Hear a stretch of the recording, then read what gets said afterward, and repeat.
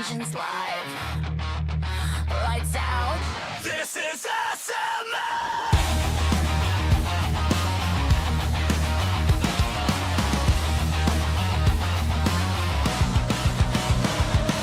Neon lights on an open track. Heartbeat sinks to the dash. Stealing fire, gripping speed. Every corner's all we need. Hands tight, bars are down.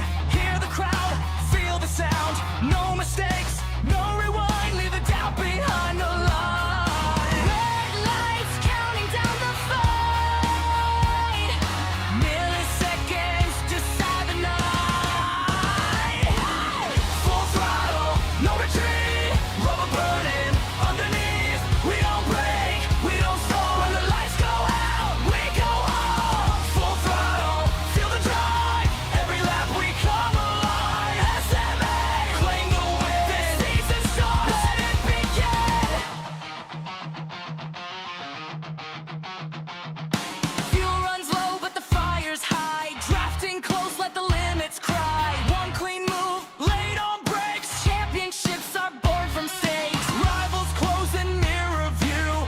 Every lap something to prove. Checkered flag still out of sight, but we're racing through the night. Crowd goes quiet and just scream. Living out the racing dream. Hey!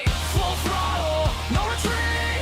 Rubber burning underneath. We don't break, we don't stall. When the lights go out, we go on. Full throttle, feel the drive. Every lap we come alive. SMA, claim the win. This season starts, let it begin. Push the limit, hold the line. Every second on the time. No fear, no delay. This is SMA. Full throttle, no retreat. Rubber burning underneath. We don't break, we don't stall. When the lights go out, we go on. Full throttle, feel the drive. Every lap we come alive. SMA, claim the win. This season starts, let it begin.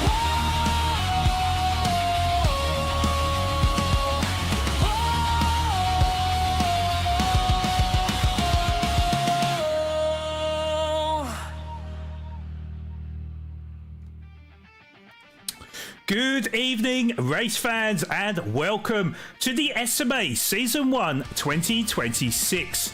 This is round 3, and we are in Brazil for the home of Interlagos with myself as your host, Flawed Genius Gaming, taking you through all the racing action produced from the very best from South Africa. Last week we saw an enthralling race with the rain being a cruel mistress for many of our drivers as drama ensued at both ends of the grid. In the end, it was VSR Richard that recorded his first victory of the season to steal a march on many of his competitors. Can he continue on with this brilliant start, or will there be any more twists and turns? I guess you'll need to stay tuned and find out in the next couple of hours. Joining me a bit later on from his Tier 2 outings will be the man, the myth, the legend. It's our very own SMA and MSA promoter, Robin Williams, where hopefully he has some good news for us. But before we start today, we need to give a big thank you to our sponsors, as without them, none of these broadcasts would be possible. So SMA is brought to you by Simulator Cave, South Africa's haven for all your sim racing equipment, selling only the highest recommended products from the likes of Fanatec and Moza, as well as racing cockpits for that perfect driving experience. Link is in the description below. Postnet Midstream. Aside from the endless business and personal possibilities, PostNet brings something extra, heart and connection. With quality printing, shipping and design services, PostNet shows that it's not just about business, it's about people. We're not just any print and ship shop, we're your people. Jetor Phalaborwa, your official Jetor dealership based in Phalaborwa, Limpopo. From the bold Jetor dashing to the versatile X70 Plus and the newly launched T1 and T2, Jetor Phalaborwa brings the full Jetor car lineup to drivers who want performance, style and value. And no matter where you are in the country, they've got you covered. Nationwide delivery straight to your door. Jetor Phalaborwa, driving the future wherever the road takes you. DC Designs, where imagination meets reality. From custom home decor and lifestyle products to specialized gaming and sim racing accessories, DC Designs uses the power of 3D printing to craft items as unique as you are. Whether you're looking for a one-of-a-kind gift, personalized collectibles or gear to level up your sim rig, DC Designs has you covered. Turn your ideas into reality with DC Designs. Right Recruitment. Finding the right people just got easier as they handle everything from A to Z sourcing, screening and matching top talent that fits your business perfectly.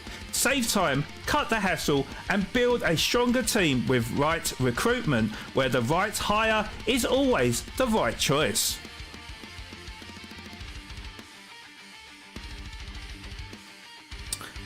And proudly sponsored by Waggy and Sons, a Cape Town based interior business specializing in custom soft furniture manufacturing and installation. They're known for high quality craftsmanship, service excellence and fast turnaround times, doing the job right and getting it done on time. From concept to final installation, Waggy and Sons shows up when it matters most, even after hours, delivering tailored solutions you can count on without compromise. And finally, Slayer Energy. Homegrown in South Africa, it fuels your focus, hits hard and still tastes smooth. That's how Slayer does energy. Their motto is death to dull, and trust us, they live by it. Bold flavours and zero boredom. Slayer, crushing the norm, fueling the madness and keeping every lap electrified. SMA is in association with Motorsport South Africa, the only organisation licensed and fully backed by the FIA of all competitive motorsport inside of South Africa. Okay, so that is all the credits said and done. Let's take a look at the racing calendar for Season 1 2026.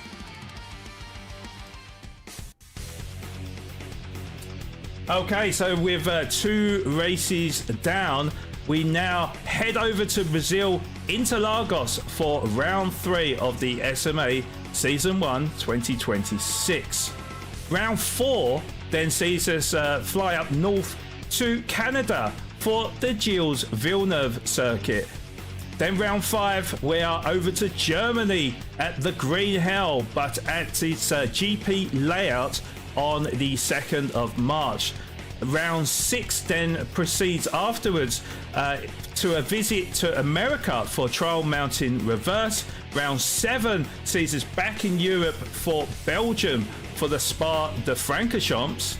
And then our last race of the season, the grand finale held in Dubai. It is Yas Marina on the 23rd of March. And on to the track details for round 3. So we are headed to the famous F1 circuit of Interlagos in Brazil, Sao Paulo. Track length is 4.3 kilometers, featuring 15 turns in an anti-clockwise direction. This circuit always produces drama due to its technical nature of long, medium speed corners, hairpins and big braking zones which will push the drivers to the absolute limit. Now onto our race details for round 3. So the drivers have 10 Group 3 cars to pick from, dated from 2018 to present, with real-life GT3 cars to manufacturer concept cars, as you can see on screen. There will be a 10-minute qualifier ahead of a grid start with full start check enabled for our 32-lap race here at Interlagos. Drivers will start with an initial fuel of 100 litres, so that's a full tank, with a refueling speed of 5 litres a second.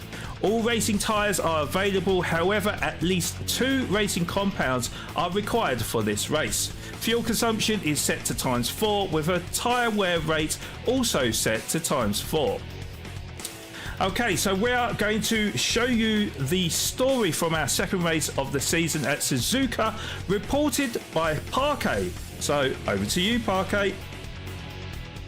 Alright, SMA, round 2 brought us to the legendary Suzuka circuit, and this one turned into a full-on thriller. Flawed genius on the call. Lights are out and away we go, and it's a good start from VSR Richard ahead of JDJ, and it looks like Jensen got a brilliant start, but JDJ is going to have that inside line and Jensen is going to have to sweep around the outside, tuck back in into third position. Behind them, the field squeezed through the S-curves in tight formation. Despite the pressure, the opening frame stayed remarkably clean. Lab has Nutcap got the power to slingshot his way past VSR Kennels. They're going to go through and breast into corner 1. Slight bit of contact between Tilo, Nutcap and Kennels. Kennels went a little bit sideways but was able to keep the car pointing forward, and that was so close to disaster there. He's going, he's trying to go for a move run. Oh, yes. He's got it! Side by side. Wow, what a great side-by-side there. He has caught back up to Puma Maverick, who Maverick sizing up an opportunity, obvious on Nitro Manley as they go too wide into corner 1. Puma Maverick makes it work up into PA, and Nitro Manley goes wide and knock up down the inside to move up into P9. Ooh! Slight bit of contact between JDJ and Jensen, and there was African Stig up the inside with the overspeed to move up into P3. The pace was high, but everybody knew the weather could flip this race on its head. Look at that weather. Look at the clouds are coming in. Will we see rain very soon? We're expecting maybe roundabout from lap 8 onwards perhaps. We'll see. But it's the track temperature will start to change, and of course the conditions will be even more challenging. Around lap 8, the skies opened.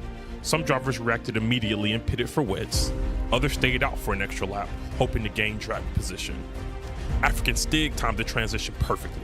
His stop was efficient, the fuel load was calculated, and he rejoined in a strong position as others struggled. African Stig is in the lead of the race here, Hugh. Certainly something we didn't expect. No, because he's not fueled as much. He's not fueled as much as some of the others. Most of the others have taken about half a tank of fuel, but he is about a third of a tank. Further back, the wet conditions caught several drivers out. Nutcap suffered a costly moment that dropped him down the order. We've got yellow flags.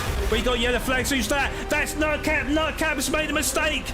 He spun off the track. It looks like off of corner 1. Let's have a look on board with Nutcap and see exactly what happened there. So as we went into the slight bit of contact between Kennels and Jensen, as Jensen went sideways and Jensen went off the track as well. So big drama as Nutcap spun out as well on the exit, and yes, certainly well, it's gone horribly wrong for 2 of the drivers. A bit later, multiple drivers had to navigate through standing water at 130R and the Casio Triangle. And 2 definitely don't go into 1 in these tricky conditions. Who's going to back out? Looks like Waxon's going to go sideways. I don't know if there was a little bit of contact again, but yeah, one of them had to pull out as we went through to 130R there. As the rain eased and a dry line began to form, the next major decision defined the race. Richard and JDJ chose soft tires. while African Stig opted for mediums. Once the pit cycle completed, the top three were separated by only a few seconds. JDJ, the first of the drivers to change the tyres to come out in a second position. So there is a 26-second gap between teammates of Nitro Merlin and JDJ of VSR. And then there is a bit of a gap. So just looking at the fuel, Wolfie's got a little bit more fuel than JDJ, but they're all picking the soft tyres. Richard comes out in P4. African Stig rejoins in 5th position. In the closing phase, Richard made the move that ultimately secured the race. Oh, JDJ didn't get the best of exits, and it looks like JDJ really struggling as VSR Richard around the outside completes the move into the race lead. He goes. JDJ under all sorts of pressure now. Behind him, African Stig's medium tires came into their ideal window.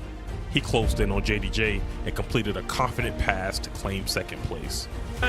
Keeping that pressure up on JDJ, certainly not letting up in his pursuit for second position, but it does, gets a much better exit than JDJ, but he's going to be shown the outside line as they go into the hairpin. Stig, he makes the overtake. He sweeps in front of JDJ, and there's a phenomenal move from African Stig to move up into second position. From there, the rest of the order stabilized. So we ride back on board with VSR Richard, who's been absolutely phenomenal, and his strategy has gone perfectly for him as he comes through the final turn now, and VSR Richard is going to win round 2 at Suzuka. So congratulations to Richard, with P2 going to African Stig and JDJ top 3 for him. VSR Wolfie 4th, Uncle Babby in an excellent P5, with VSR Nitro Merlin coming home in P6, Sam Jensen in P7. The race ended with Richard on the top step, African Stig in P2, and JDJ rounding out the podium with a strong points finish. With round 3 ahead of us, the question is simple. Who will lead the charge today? Let's find out. Back to you, Flawed. Thank you, Parquet. So it was VSR Richard that performed the ultimate race to record his first victory of the season, but that only told half the story, as it was African Stig who provided the early shock of the season, where he caused havoc in the sharp end of the grid, as he was a constant thorn for the VSR drivers who overcome the hard defense of VSR JDJ to finish in a brilliant second position. Initially, JDJ crossed the checkered line in 3rd. However, an early altercation with Sam Jensen, previously seen by the COC stewards, deemed that he was at fault, demoting him to 4th, with his teammate Wolfie now promoted up to 3rd, who had a very strong end to the race, who clawed the gap back to the podium drivers. The best of the rest was Tier 1 debutee Sam Uncle Babby, unlucky not to be named driver of the day, as he climbed up 7 positions from his early exploits in the race. Seemed like he was the king of the rain and benefited from the mistakes of the drivers in front. He finished in a brilliant 5th position. It was another solid outing for VSR Nitro Merlin, as he finished just behind in 6th. And it was a good fight back from Sam Jensen too, where, like many drivers, struggled to control the car when the downpour occurred, but fought his way out of fuel meters from the checkered flag.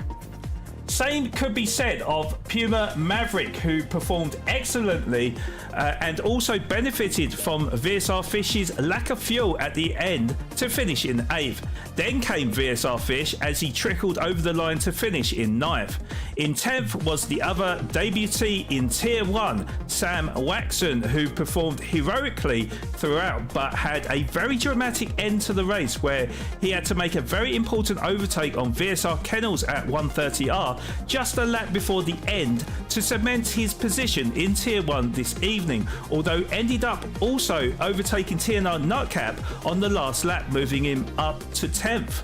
As in 11th, a big surprise to us all, and maybe a night to forget for him, it was TNR Nutcap who failed to land a time in quali, started from the back of the grid, and although in the first half of the race, made up many positions. Mistakes cost him dearly in this race and had to settle for the last position to remain in Tier 1 this evening. As it was another shock to us, VSR Kennels, who finished in the drop zone for 12th, joining him and ending his bout in Tier 1 was TNR Lightning Lorry, who finished in 13th. And unfortunately for the third SAM debutant, Sam Killer disconnected early on from what was a very promising start for him. He grabs 14th to be relegated in Tier 2 this evening. So just confirmation of our 3 drivers relegated to Tier 2 this evening. It was VSR Kennels, Sam Killer and TNR Lightning Lorry. But in steps another 3 drivers promoted to our Tier 1 lineup today. It will be Sam Steele, who won Tier 2 last week, and will be making his Tier 1 debut today, with returning drivers Sam Truce and VSR Giller making another appearance in the top tier. So on to our Tier 1 lineup and standings after 2 rounds.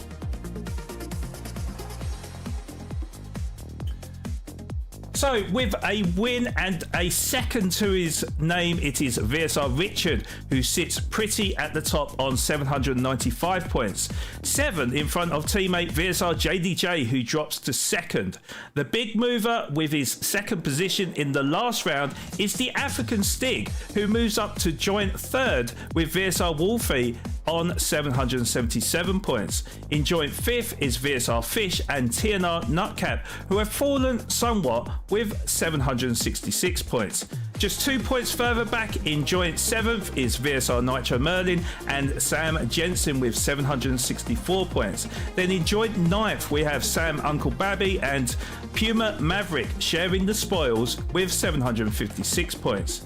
5 points adrift is 11th is Sam Waxon on 751 points, but won't be adding to it due to not being available for this race. In 12th is Sam Truce with 744 points, 5 ahead of VSR Giller in 13th, and a point back from Giller in 14th is Tier 2 race winner Sam Steele with 738 points. So this is your Tier 1 lineup tonight. Okay, so for those that aren't aware of how the league system is organised, let me quickly run you through all the facts. So tonight's race is your last chance to be promoted and relegated for each of our 7 tiers this season. Once race 4 is carried out, your total log points will be calculated with 1 dropped round. Your worst point score out of the 4 races will be deducted from your overall score, which will then determine your tier placement for the rest of the season, as tiers will be on full lockdown and a straight up fight for glory in your calculated tier. However, admin do reserve the right to move drivers if absolutely necessary to ensure fairer racing and to benefit the drivers. The second drop round will take place after race 7, where any 2 worst point scores will be deducted from your overall point score. So best of luck to everyone competing tonight. So we are going to go for a quick break, and when we come back it'll be the start of this 10-minute qualifier we have at Interlagos. So back in a moment. SMA is brought to you by Simulator Cave, Postnet Midstream and Jetor, our official sponsors of SMA Season 1 2026. SMA is brought to you by DC Designs, Right Recruitment, Waggy & Sons, and Slayer, our official sponsors of SMA Season 1 2026. Okay, so we are back and the drivers have already started qualifying, so they are literally just putting in their out laps now. I do believe. Let's just have a quick look now. Yes, they're on their out laps now. However, I am delighted to reintroduce you to our co-commentator. I'm pretty sure you'll know him by now. He is our SMA and MSA promoter, Robin Williams. Good to have you back, Robin, and how you doing? Hi, Sean, and hi to all our viewers. I'm doing great, man. I'm just stoked to be once again in the comm seat. Since my last race, since my last comms with you, it was actually a great experience and just good to be back alongside with the best broadcaster in South Africa and probably nationally, internationally as well. Wow, well, that is some compliment and too kind there, Robin. Certainly, Robin, though, yeah, we have got a very exciting race ahead of us. We're at the home of Interlagos in Brazil, and this could be a very, very fascinating shake-up between all the drivers. But what are your opinions of this particular circuit? Well, I think obviously looking on the car choices, once again, the meta would be the Porsche by the looks of it, which can turn on a dime. It's going to create some real close racing. But that being said, there are multiple strats for these drivers this evening, and I think it's going to play out once again in the latest stage of the race, and so that's going to be probably for me the exciting part. It's always interesting to watch how these guys use different strats and how it comes together at the end of the race. But we are expecting some real close racing, and hopefully we'll get through that turn one cleanly as well.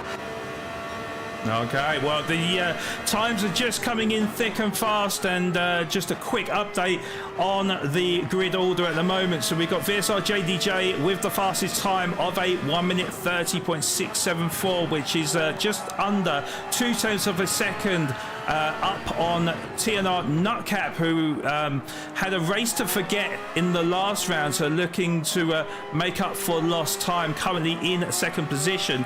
Third position, we've got VSR Richard with a 1:30.919. African Stig is 0.3 down in P4 from Richard, 1:31.240. VSR Giller, good to see him back in Tier 1. Just over 0.3 up in Sector 2 right now. He's 0.6 down on the pole sitter VSR JDJ. Current lap time is a 1:31.284, his personal best on lap 2. Can he carry this momentum and propel himself up the sharp end of the time boards? Yes, he can. Up into P4 with a 1:30.969. Just scrolling a little bit further down the grid, we've got VSR Nitro Merlin in P6, Uncle Babby in P7, Sam Still, winner from Tier 2 last round, currently in 8th position with VSR Fish in 9th, VSR Wolfie in 10th, Puma Maverick in 11th. We got Sam Trusp in 12th, and Sam Jensen yet to set a lap time, however, just coming across the line to finish off Sector 2. So we'll see where he will be positioned in the grid. Yeah, he will need to be at least a 1:33 produced from Sam Trusp in 12th position to go up a position here. It's looking likely at this stage as he comes across the line with a 1:32.288, but will be in 12th position. So very, very close between the times, and certainly JDJ setting the early pace here, Robin. Yeah, so also what I'm looking at is this second hot laps that these guys will be doing. The wind has dropped down and changed direction. So I'm expecting actually a bit of a faster time over the next few laps, because the wind has played a huge role in lap times. Oh, and Uncle Bobby's got a 3-second penalty as well. So, but like I was saying, with the wind in the race as well, it makes a huge difference in sectors 3, and especially at the hairpin where it tends to either blow you wide, so you'd have to brake a bit earlier. So it's going to be interesting to see how the wind affects the race time as well.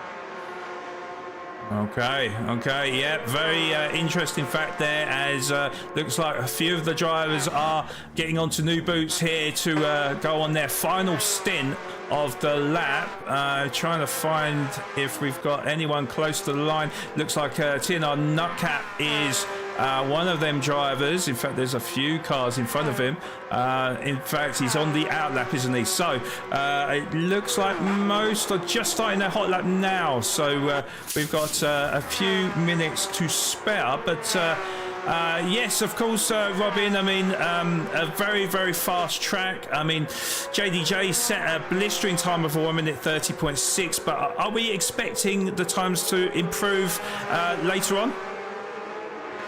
I would think as the wind changes would determine that, Sean, because I've been practicing a couple of races this week, and every single lobby where the wind was different, the lap times were affected. That being said, you know, with the different strat options available, JDJ, for instance, would be interesting to see if he's going to try and start on the softs and pull a gap and possibly get out of any racing incidents, because there's going to be close racing, and this track is very, very difficult to overtake, especially if you're on the same compounds.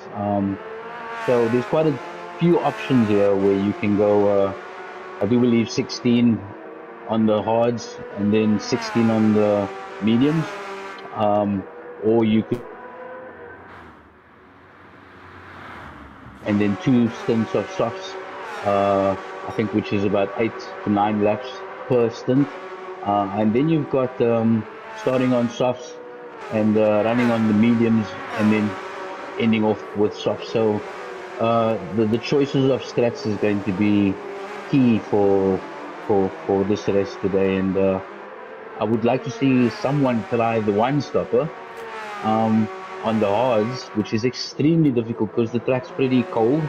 The temperatures are not ideal to start on hards, but the person who can manage to retain the gap between the hards and the medium stint, for instance, to around about 20 seconds, stand a good chance to do well with the one stopper. So once again, it's going to play out in the last stints of the race, and that's when I think it's going to become extremely interesting and close battling. So looking forward to that.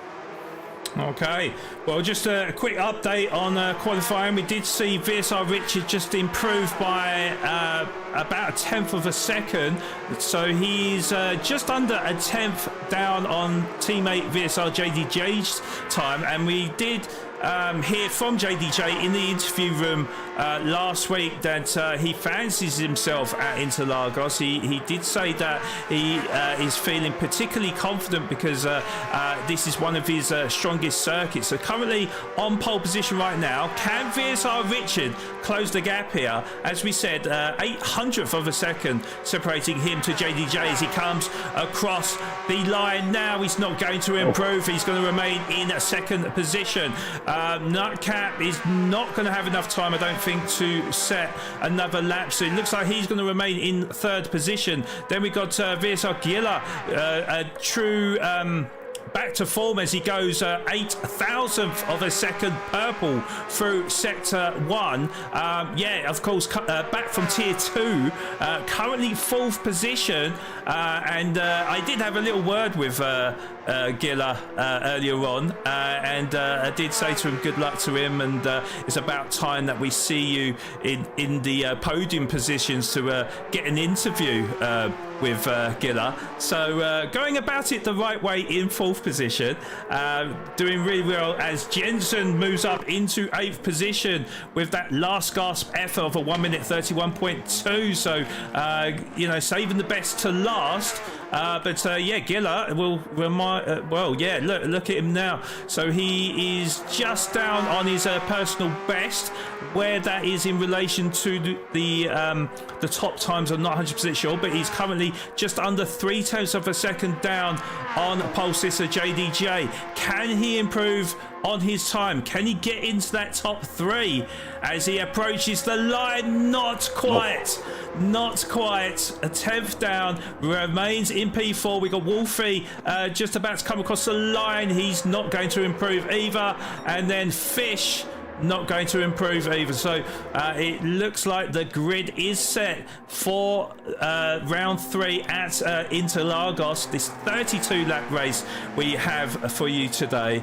So so yeah, very close qualifying session we've just witnessed here, Robin. Yeah, no, true to our champs out there. I mean, these guys are just amazing drivers, and such a pleasure to watch them battle at every single turn. And interesting to see Epi, our Sam guy, which is also a really good driver. I think he's going to be starting on odds, and it's already starting to become exciting, and different strats, and most certainly fuel saving, tire saving. Everything that makes a great race is about to happen, and I'm sure we're all going to enjoy it. But just quickly, I'd like to welcome Miss Dana back. I'm sure Miss Anne-Marie is quite happy to have Miss Dana back, and probably all of our viewers. Just a welcome back to Miss Dana, and glad to have you back. Yes, indeed. Yes, good to have you back, Dana, and good to have everyone in chat right now as well. And if you're loving this broadcast, make sure you do hit that like button. And if you're new to the channel, please do hit that subscribe button. It'll be fully appreciated. We are going to be starting off the race very shortly, but just to read you the classified results from qualifying at round 3 at Interlagos, it was VSR JDJ who got the pole sitter time of that 1 minute 30.674. Joining him on the front row will be VSR Richard with that brilliant 1 minute 30.761 time. Then on row 2, we've got TNR Nutcap with a true back to form for VSR Giller starting alongside TNR Nutcap on row 2. Row 3 we'll see African Stig start from 5th position, and it will be VSR Fish starting alongside him in 6th. Then in 7th position we've got VSR Nitro Merlin, and starting alongside him on row 4 is Sam Jensen. From row 5 and P9, it's VSR Wolfie with the Tier 1 debutant of Sam still starting alongside him in 10th position.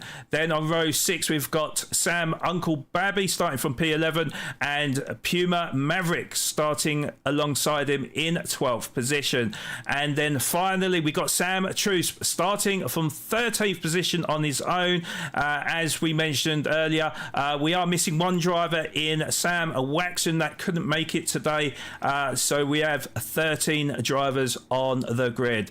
But yes, we are awaiting the start of round 3 at Interlagos, so we'll be back in a moment. SMA is brought to you by Simulator Cave, Postnet Midstream,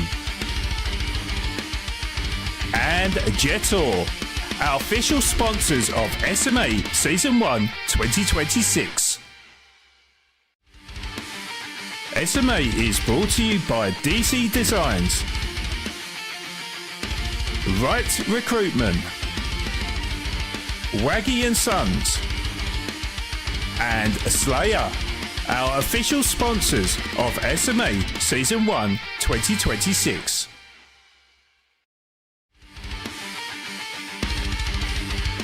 SMA is brought to you by Simulator Cave, Postnet Midstream, and Jetor, our official sponsors of SMA Season 1 2026.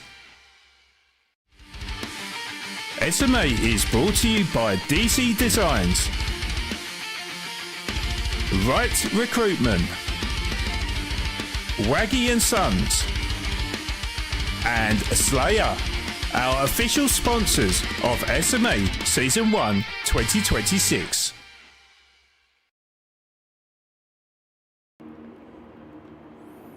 Okay, so as we await the 5 red lights, we have got VSR JDJ and VSR Richard starting from the front row as we've got 5 red lights. Lights are out and away we go, and it looks like it's a good start from the pair of the VSR drivers with TNR Nutcap in between them, but he won't be able to get into the middle of them as we've got Nutcap on the inside, but with Giller challenging him on the outside there. Oh, Giller's gone off! Giller has gone off, and it looks like there was a little bit of contact. Maybe maybe had sunk a wheel on the grass and that spun him out, and we're going to have a quick look on the replay there. But Dad's was quite controversial to say the least. Let's have a look on board with him now. Oh, there's a slight nudge from Tino Nutcap, and yeah, unfortunately got on the dirty stuff, and he's into the wall with rear aero damage, and at the back of the grid by about 5.3 seconds, Robin. Yeah, no, so it was exactly what I was hoping not, because that first sector with cold tires, we've experienced that with cold tires, you'd have to nurse this car for at least a lap or two to get the grip. And it's unfortunate, and really for Gila, with damage, that's going to affect his race massively. So yeah, let's hope that the rest of the races are clean, and let's try and see if we can get these drivers through the first 2 laps without any incidents.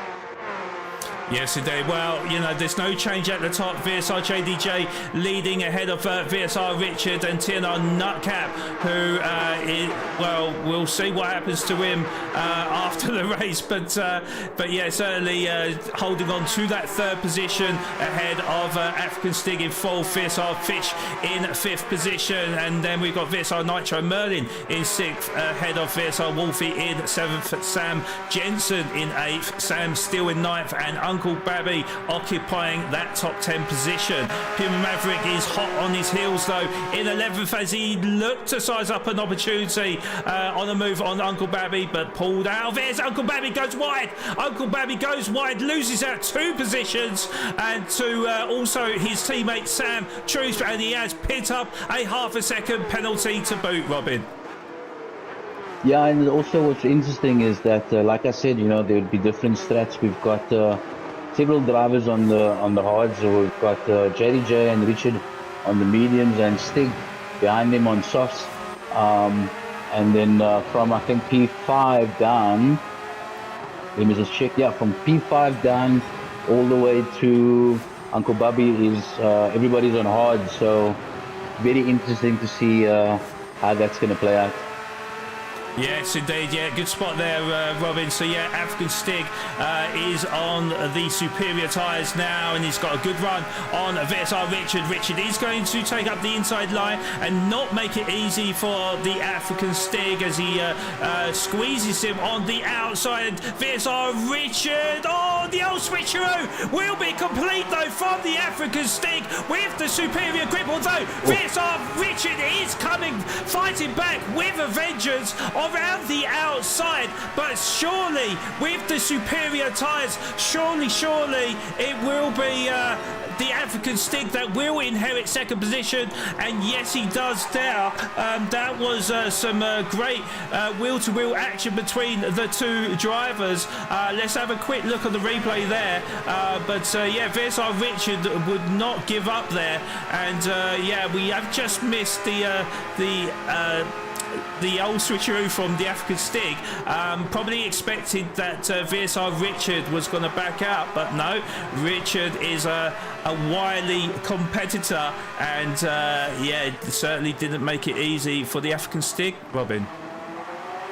Yeah, look, we've always expected no space to be given, but you know, at the end of the day, I think Richard would be wise to let the Stig go, and instead of battling, because that would just slow down his own lap times, because he's on the medium. So the VSR boys in front are doing pretty well at the moment. Obviously the Stig would need to at least try and get I would at least think about a 10-second gap if he's, because he'll be running those softs for about 10 laps, and obviously with a second difference between the mediums and the softs, he should be able to get past them quite easily on the superior tire and form that gap. And this is what makes the strats so interesting. And it's going to take us up to, I think, lap, I would say about 20, possibly 24 before we start seeing how the strats are going to play out. But Stig on the superior tire and managed to get his way to the front, and Nutcap doing pretty well on the hards in P4. So is Fitz as well, so going to be quite an interesting race this evening. Yeah, indeed, and I think just looking at all the drivers with the tyres that they've chosen, yeah, it does look like the stick is going to do the two-stopper here, because it was thought that before the race that the drivers were going to use the mediums and the hards, but yeah, the African stick perhaps seeing something slightly different to what we was predicting, Robin. Yeah, look, so after testing with the Puma team, we kind of like realized that, you know, the stats are pretty close with regards to the end race time, but that was all dependent on if you were able, like in Stig's case there, he's now got clean air and he should be running in the 30s possibly, with the wind also pretty in his favor, and if the wind should turn direction and blow down the backstretch, the two-stopper is a real strong contention for a good strat. But then again, I enjoy the slow, the more consistent one-stopper, which Nightcap is on. Wolfie with a massive moment now as he approached the center S's, just completely lost control of the car, and there was Sam Jensen and Sam Steele to take full advantage to move up into P7 and P8 respectively. Wolfie down 2 positions to 9th position. Let's have a quick look on the replay there, but yeah, certainly a very uncomfortable moment here for VSL Wolfie here, because he had Sam Jensen and Sam Steele breathing down his neck here, but yeah, you see him trying to rescue the car, but unfortunately wasn't able to do so, and 2 easy positions, or 1 position gained of each of the 2 drivers, both of them Sam, of course. So yeah, big moment for Wolfie, but long way to go in this one, of course, Robin. Yeah, no, look, this is about consistency and fuel saving. Obviously, with the one-stopper, it's a patient game that you're playing here, because even the Audi, I'm surprised that Scott's going with the one-stopper. As we know, the Audi has a bit of more fuel consumption than the Porsche. So, but looking at his lap times at 133s very consistently, it's going to be a real interesting finale coming to the last sector of the race. Yeah, indeed, and another little bit of a moment there, wasn't there, from TNR Nightcap, I do believe, but yeah, it's fine margins, I do believe, as JDJ has made up a position on the African stick. So we know the African stick, he has chosen the racy soft tyres. Well, actually, they were side by side, and the African stick was able to hold off JDJ, but it looks like JDJ has better tyres now, because, of course, selecting the racing medium tyres goes up the inside of the African stick. The African stick is going to have to yield. VSR Richard up the inside, and he makes it stick, gives the space as well to the African stick, but the African stick is going to have the inside line for this hairpin now. I'm going to save the replay because that is quite a long action between the 2 drivers, and the African stick is able to hold off for the time being, but surely it's just a matter of time before VSR Richard is able to pounce and take that position away from him, Robin. Yeah, look, so, you know, these drivers are experienced, and, you know, just looking at the battle with JDJ and Stig, with Stig being on the faster compound, it's amazing that JDJ is able to keep up with that. I would have thought that the Stig would have pulled a slight gap with the softs, but looks like JDJ is actually keeping up with Stig, and that's pretty interesting. Indeed, and VSR Richard has made the move on African stick to move up into 2nd position. So again, we'll have a look on the replay of that one. But yeah, certainly battling tooth and nail between the 2 drivers. VSR Richard, of course, having the superior grip now that the racing softs have fallen off a cliff for the African stick. So I'm sure that his pit stop will be imminent as we approach the end of lap 7. So yeah, I do wonder whether or not Stig will go on racing soft tyres again and then follow it up with a stint on the medium tyres, or he may even try selecting the racing hard tyres for the rest of the race days, Robin. I mean, it's going to be interesting as we finish sector 2 now, but he's definitely falling back from the top 2 drivers, Robin.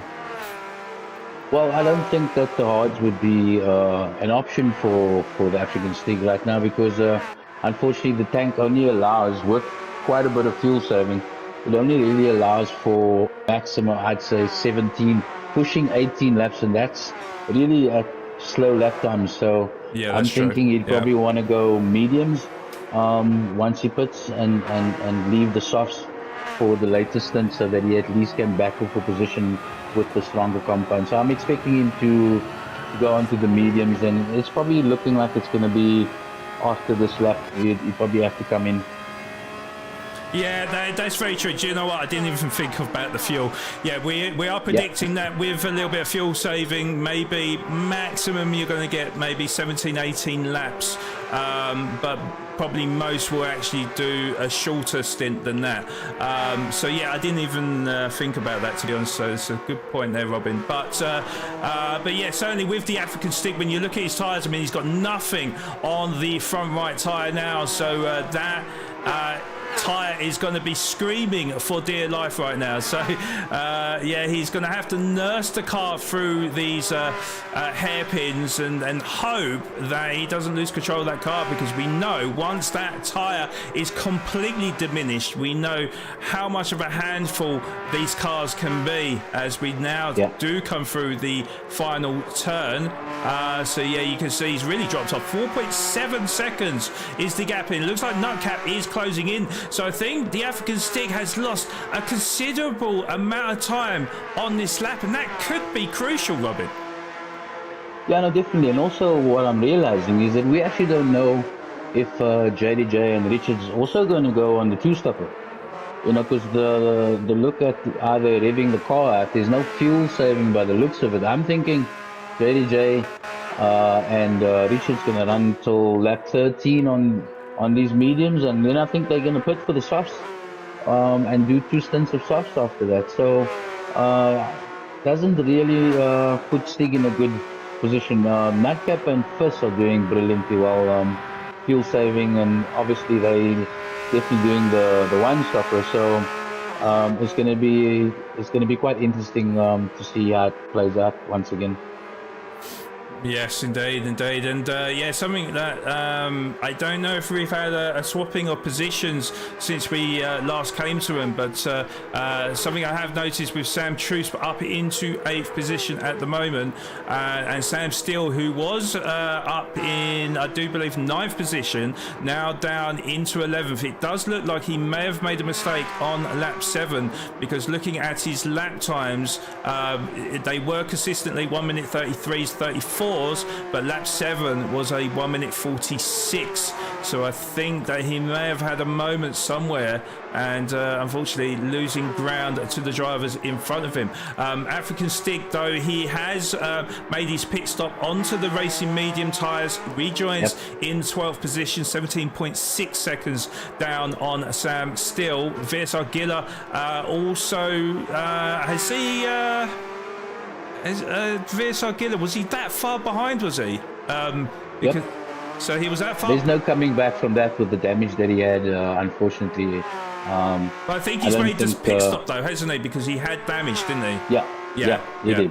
Right. He did. Okay, so made his pit stop already onto the racing medium tyres. He'll be hoping that the drivers will be squabbling for position, and you know, try to remain in tier 1, isn't it? Where he needs to come P11 or better.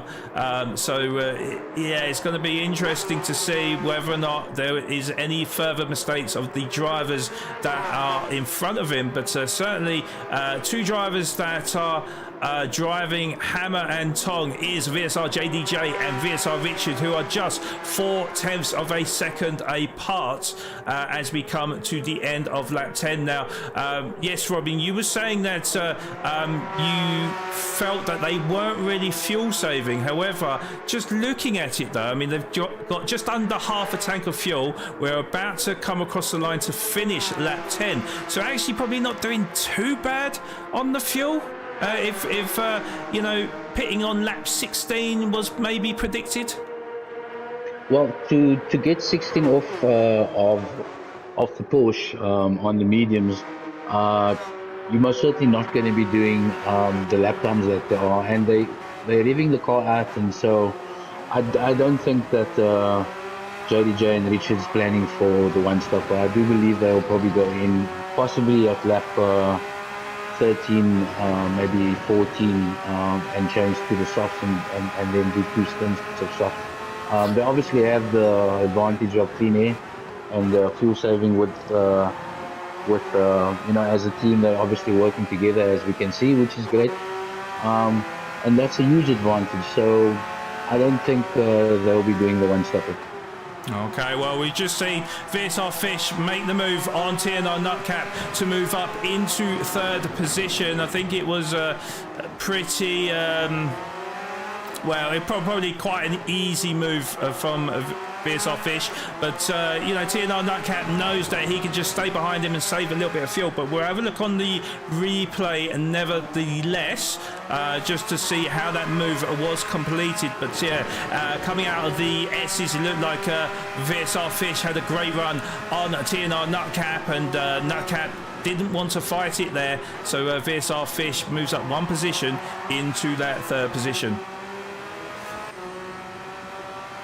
And he's still got Nutcap for company right now as we come around the corner to finish lap 11 or 32. But it looks like TNR Nutcap is just content on just staying behind him and maybe doing a little bit of fuel savings. So we will go back on board with the race leaders at the moment. So still half a second separating the 2 VSR drivers. Then in 5th position we've got VSR Nitro Merlin, who is comfortably sitting in a 5th position, 2.8 seconds ahead of Sam Jensen in 6th position, 1.6 seconds down on TNR Nutcap. Then we have got Sam Jensen, as I say, in P6 with a comfortable margin over VSR Wolfie in 7th, and then we've got 2.5 seconds separating Wolfie to Trusp in 8th position. So it's quite spread out at the moment. Uncle Babby, it looks like, I mean, he's trying to recover here. Currently P9 at the moment. We know the capabilities of Sam Uncle Babby as he made that miraculous move up the grid at Suzuka, where he went from, I think it was like P13 all the way up to P5. So he's got it in his locker, and certainly going about his business the right way here, Robin. Yeah, no, it's quite interesting that you and Maverick have actually swapped positions quite a few times over the last few laps, and you know, when you're doing a fuel saving strat, all you're really trying to achieve is the consistent lap times. So and obviously being behind someone in slip to your advantage, but Maverick is suffering a bit on his fuel compared to Uncle Bobby, and rightfully so. Like you said, I think Uncle Bobby's got it. Great racecraft and pace, and so good battle between Maverick and Sam Uncle Bobby. So that's also going to be something to look out for. Yeah, indeed. Well, yeah, that is the update of the whole grid as Nutcap makes the move on VSR Fish to move back up into 3rd position. Looks like it was a done deal there for TNR Nutcap, who is trying to fend off VSR Fish, who is trying to hang it around the outside. He's not going to be able to make the old switcheroo here. Nutcap should be able to defend his line and hold on to that 3rd position. Fish was almost on his bumper there, it has to be said. Very, very close. I mean, you could maybe get an A4 sheet of paper between the 2 of them. They were that close. But yeah, what that has done is introduced VSR Nitro Merlin into the fight now, who is currently in 5th position, just half a second down in 5th position. And we could see maybe another changing of the hands of positions between TNR Nutcap and VSR Fish, because the gap is dwindling down to about 0.2 of a second and closing. So I would imagine Nutcap will defend the... I thought he was going to defend the inside line, and VSR Fish thought better of it, thought maybe we will save a little bit more fuel. But just on a word of the move from Nutcap, so let's just quickly see how that transpired. And yeah, as predicted, it was out of the centre S's, so got a good run on him on the back straight as we approach turn 4, and a pretty mundane move from the of the TNR driver of Nutcap to move up into 3rd position at that time, and still holding on to that 3rd position now. But as we mentioned, you know, probably a little bit of a cat and mouse game here, because for close company he has got VSR Fish and Nitro Merlin for company, so he will not be able to rest on his laurels. But yeah, not too much going on in the grid at the moment at this stage of the race, because as we say, the strategies of trying to fuel save, trying to preserve the tyres right now, maybe just trying to sort of stay in the strategy, and then maybe there'll be more battling come at the end of the race. So what I can say to you though is we are still not much separated between the two teammates of JDJ and Richard, and then Nutcap with this 3-horse race for that 3rd position. Then we got Sam Jensen in 6th position with VSR Wolfie in 7th. The gap is more or less the same as what it was last time, around 2.5 seconds, with Sam Truce a further, well, just under 3 seconds now in 8th position. Uncle Babby is a further 6 seconds behind in 9th, but he has got Puma Maverick for company. It does look like Sam Steele is starting to close in on the pair as well. So, and just looking at the fuel, it looks like Uncle Babby's been saving a fair chunk of fuel, it has to be said, so that could prove dividend later on in the race, or certainly in the pit stops, Robin. Yeah, no, I'm just looking at Richard and JDJ. I you know, to get the lap time so consistent, and it looks like they may even be doing the one-stopper. And with Scott 14 seconds behind on the hards, I think Scott's also, and Fitz and Nitro Merlin, this is going to be an amazing second stint between the mediums guys, and if JDJ and Richard decides to go into the hards, they're going to have to defend for their lives come at the end of the race.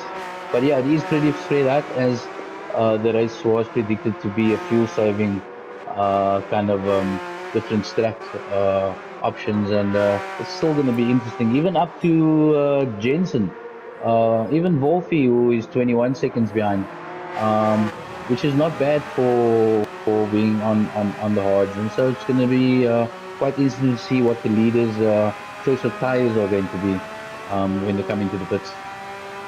Well, I can report that Puma Maverick has made the move on Uncle Babby to move up into 9th position. So you was right, Robin. You know, they have been squabbling for positions, and something I did notice with Uncle Babby was his fuel situation. It does look better than the drivers around him. Yeah, Puma Maverick's certainly got less fuel than Uncle Babby, and Sam Steele is more or less the same, I'd say. So, as Uncle Babby looks for a late dive down the inside, and Puma Maverick afforded him the space, so Uncle Babby went straight through that door into P9. It was quite a late move. Oh, slight bit of contact.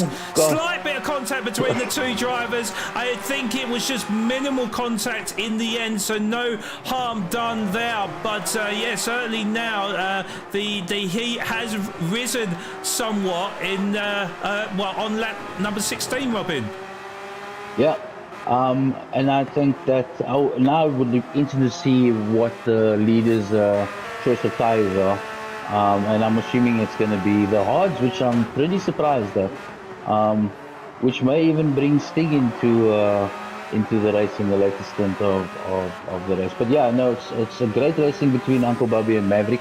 Lots of respect and space given when necessary, and that's great to see. Yes, indeed. Yeah, as you said, Robin, JDJ Richard coming in on the medium tyres, and then a whole gaggle of cars of TNR Nutcap, VSR, was it VSR Nitro Merlin, Fish, Wolfie. So yeah, quite a lot of drivers thinking. Oh no! Oh yes. Uncle Bobby's gone off. Uncle Bobby's gone off. Oh no. Okay. Okay, Not yeah. sure if you caught that replay. I've just saved it now, so we'll see if we caught it in time. But yeah, he did look like he was going very slowly through the centre S's there. So let's have a look and see exactly what happened there. So yeah, they were battling toe to toe then. Puma, Maverick. Let's have a look on board with the replay. Oh, okay. Okay, Yep. Did he just get on the power a little bit too early? Maybe stamping on the throttle and not quite paying attention to his steering inputs. I'm not really sure. That was quite a strange moment there, Robin. Yeah, it's with the hards. It was, the first 5 laps in the beginning of the race, and most certainly on the 16th, it became quite difficult to get onto the throttle as early as what you want because of the fear of the Porsche kicking out the rear. So I think that's exactly what's happened to Uncle Bobby. So unfortunate, but at least looks like he hasn't got any damage, and he's probably be entering the pits now. So still not a bad first sector of his race, but yeah, unfortunate. Well, what that does mean now, Robin, as the top 3 do come into the pits to change off of them hard tyres, it is now the African Stig that will inherit the race lead. However, we know with the African Stig, he's got this very aggressive strategy right now, so he'll be looking to not lose too much time and really press on with essentially what is like a time trial to him, isn't it? It's just pedal to the metal, trying to eke out as much time as possible on the softer of tyres, I would say, because he's on the medium tyres at the moment. The gap is 3.7 seconds over JDJ in second position, but JDJ doesn't need to pit. Same with Richard, well, not the same with Giller actually, who has moved up into 4th position, but with not too much fuel and dying racing medium tyres. But yeah, certainly it's not going to be possible, is it? Unless there's a catastrophic error from JDJ and Richard, it's not looking likely that the African Stig is going to be challenging for the race victory. But yeah, he'll certainly be looking to it kind of be like damage limitations for him, maybe try to finish in the sort of top 5 or something like that. So with TNR Nightcap 16 seconds about 16 seconds adrift of African Stig, so you would think that Nutcap will inherit P3 once African Stig comes in, and obviously Fish as well, not too far behind in 6th position right now. So yeah, he's going to lose quite a number of positions, but I would imagine maybe he will go onto the soft tyres if he is to make that 2-stopper work, Robin. Yeah, no, look, his pit stop time loss when he comes into the pit is going to be about 36 seconds. So I really, I think that what was to his disadvantage is that he burned through his soft tires to get through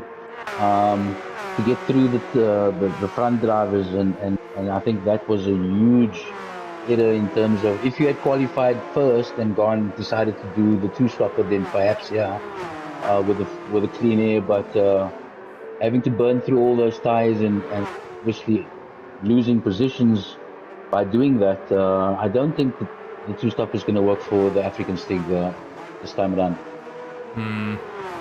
Yeah, Yeah, it seemed like a very strange decision, and I do wonder whether or not how much practice went into this race for the African Stig here, because in testing it seemed like as if there was only ever going to be one strategy to go with, and that was literally just a bit of fuel saving and using the medium and the hard tires to do the two-stopper, the aggressive strategy of being on the soft tires and burning through your fuel. It just seemed like you're losing way too much time, so it's going to be interesting, what the African Stig can do here. He has got the fastest lap time of that 1 minute 31.3, so his pace has certainly been there, but obviously the average pace is not there, unfortunately. No, I think, like I said, his first stint on the softs, I think he was way too hard on the throttle, on cold softs especially. And as we all know, cold softs and on the throttle too quick, they tend to burn out quite quickly, and I think that has made a huge difference in the strats for him. That being said, he will be on the softs on his last stint, and obviously fresh softs, and will be clawing back some positions, I'm sure. But I don't think it's going to be a podium result for the African Stig this evening. Well, just looking at the grid at the back, where there'll be drivers trying to stay in Tier 1. Well, Puma Maverick holds that position right now in P11, and he's got a comfortable 5.3 second gap to Uncle Babby. Now, Uncle Babby, we saw that he made that big error in the Senna S's, so he's literally got it all to do, and I almost feel like I cursed him a little bit because I was singing his praises earlier, but the commentator's curse strikes again, Robin. Yeah, and while we're talking about commentators' curse, I'm looking at Jensen, Wolfie, and Epi. Now these boys, I think they had a bit of a unfortunate incident in qualifying, and they did exchange some words prior to the race, and then Epi was quite clear about let's sort this out on the track. So I'd like to see if these boys can keep their cool. Jensen obviously is going to be kind of like, I think, under a lot of pressure from Wolfie, and that's going to create a lot of vacuum as well. So it's going to be interesting to see these three drivers get through their last stint on the mediums. Well, actually, Robin, something I need to report here is that Sam Trusp is on the soft tyres. So something we didn't predict here. Right. Yeah, he's on the soft tyres here. I mean, we've been talking about how much that the aggressive two-stopper, I don't think is going to work. I think he's dropped the ball here a little bit, Robin, because because he'll be looking to try and get past Jensen and Wolfie right now. They're not going to make it easy for him. They're probably not even going to know he's on the soft tyres. So yeah, this is really hurting Sam Trusp in his pursuit to get as high up the grid as possible. Yeah, and if you're looking at the amount of fuel that he's putting, he's definitely going to have to put again. And finding it difficult to get past Wolfie, and so just coming up to turn 1, don't think he's in range. Wolfie's obviously going to defend as well, and let's see what he does. Yeah, of course. Is he going to go for it? Well, he can. He was later on the brakes as much as he could dare, but yeah, unfortunately, with VSL Wolfie, he's got the slipstream to Sam Jensen that will be pulling him along. So yeah, unfortunately for Trusp, just in that predicament where this is really hurting his race here, and of course Sam Jensen and Wolfie, they will be. They'll have good pace here, and Trusp will have to pull out all the stops if he is to make the move on the... Oh, he got very close to the back of VSL Wolfie as we went through the double right-hander, but yeah, it looked like a very scary moment, and some people may say a squeaky bum time, but but yeah, it was yeah, certainly very close for good measure, and yeah, he's going to have to think of some clever ploy to get past the two drivers. That's for sure, Robin. Oh, Yeah, I think yeah, that was close. If you're looking at Cliff's tires, he's already burned through what 50% on the right hand side, and so I think he's going to be running medium times from this point on, and obviously Wolfie and Jensen on fresh mediums, going to be very difficult here. But this is a battle.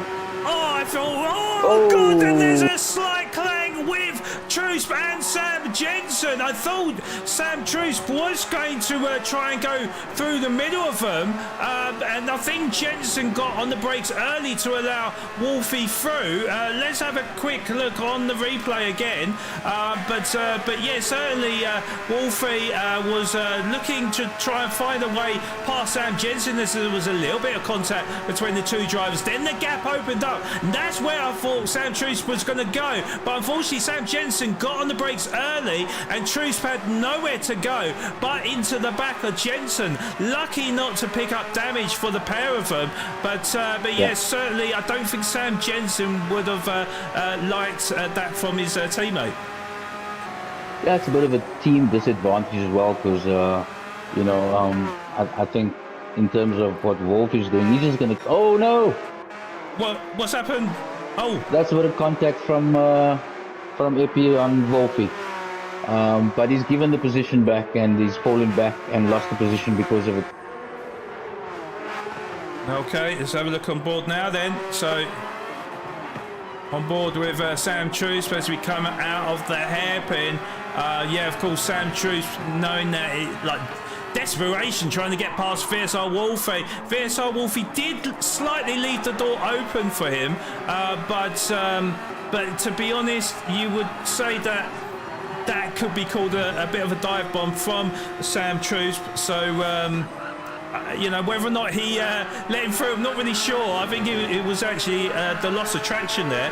But yeah, certainly nothing came of it, but certainly is getting quite aggressive with Wolfie right now as they go side by side to enter turn number 4, and Wolfie is going to leave his car on the inside. Truth showing the outside line, not able to make the move stick there, and he will have to tuck back into P9 behind Wolfie, which will be a huge frustration to the Sam driver, but with dying soft tyres, which are literally falling off a cliff now, it looks like the time to pass the two drivers in front may have diminished for him. But yeah, with 8 laps to go as well, it's not really a question of how he's going to get past the two drivers in front, but it's going to be more of when he's going to pit and how much time he's going to be losing to the likes of Sam Steele, Puma Maverick and Uncle Babby. So we have just seen African Stick come into the pits from the race. Was it from the race lead? I think it was from the race lead, but sinking down like a ship now, down to P5 as JDJ and Richard Nutcap. Was it VSR Fish, Nitro Merlin coming through, Sam Jensen, VSR Wolfie now coming through with Trusp. Well, he's going to be staying out there, but with 7 laps to go, like obviously them racing soft tyres are not going to last. It is going to be damage limitation for him. I think he's going to have to pit very shortly if he's not going to lose too much time here, because I would imagine he's now losing time to Sam Steele in 9th position with the gap 10.9 seconds from each other. African Stick has rejoined in 10th position, so you can see how much how many positions and time African Stick has lost from doing this two-stop strategy. Yes, he is on the soft tyres. Yes, he's got 7 laps to try to nail his lap times and make as many positions as possible. But Truth in a much more precarious position than the African Stick. Yeah, no, look, I think the African Stick is going to start making his way through the grid. Obviously with a good solid pair of softs on, and the medium tyres at the moment is running on average 33s, and that's as quick as you'll be able to go to get the laps. It's going to be interesting to see how Stick gets through the grid as well. Maverick as well, doing pretty well. And also maybe able to get a good position here with regards to, because I think Trusp is going to have to come in. Yeah, I don't think he'll be able to run. Yeah, he's in now exactly. from that P8. So yeah, I think he may just about have enough fuel, but yeah, certainly now he's going to have to. Well, he'll probably go on the soft tyres again. But as we see Puma Maverick come across the line now, he is now going to inherit 10th position. We've got Uncle Babby. Well, it looks like he is in the promised land for remaining in tier 1, unless Trusp is coming out now. Well, he is now, but you can see in the background that Uncle Babby has already made the move up into P11. Giller is now in 12th position, and Trusp, okay, yes, he has got the soft tyres. Yes, he's going to have to go for broke, but rejoining at the back of the grid with it all to do, Robin. Yeah, so just looking at it, he's 12 seconds away from staying in tier 1. And with 6 laps to go, it's maybe it's possible, but he'd have to run through Uncle Bobby as well to get that to stay in tier 1. So it's going to be like I said, this is where everything's going to showcase itself in terms of the strats, and so it's going to be some interesting overtakes coming on in the next few laps, I think. Yeah, definitely, because Virsar Giller, of course, will be desperate to try and remain in tier 1 for round 4, of course, and he is also a bit of a wily campaigner, and yeah, 3.2 seconds is the gap between the two drivers. He's on the hard tyres though.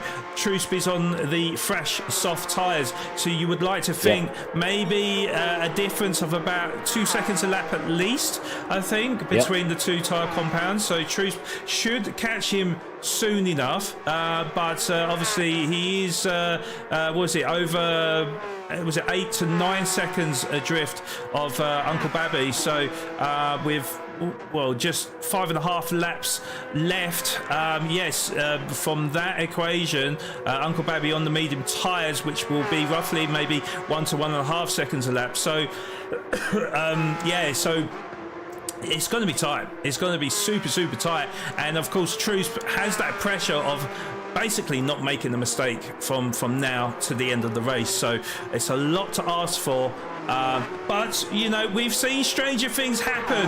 And, yeah, certainly something that is not strange is seeing Virsar JDJ leading ahead of Virsar Richard, but the gap is tumbled down to about 2 to 3 tenths of a second. Richard will be staging a comeback, a fight back to try and take that race a victory away from JDJ.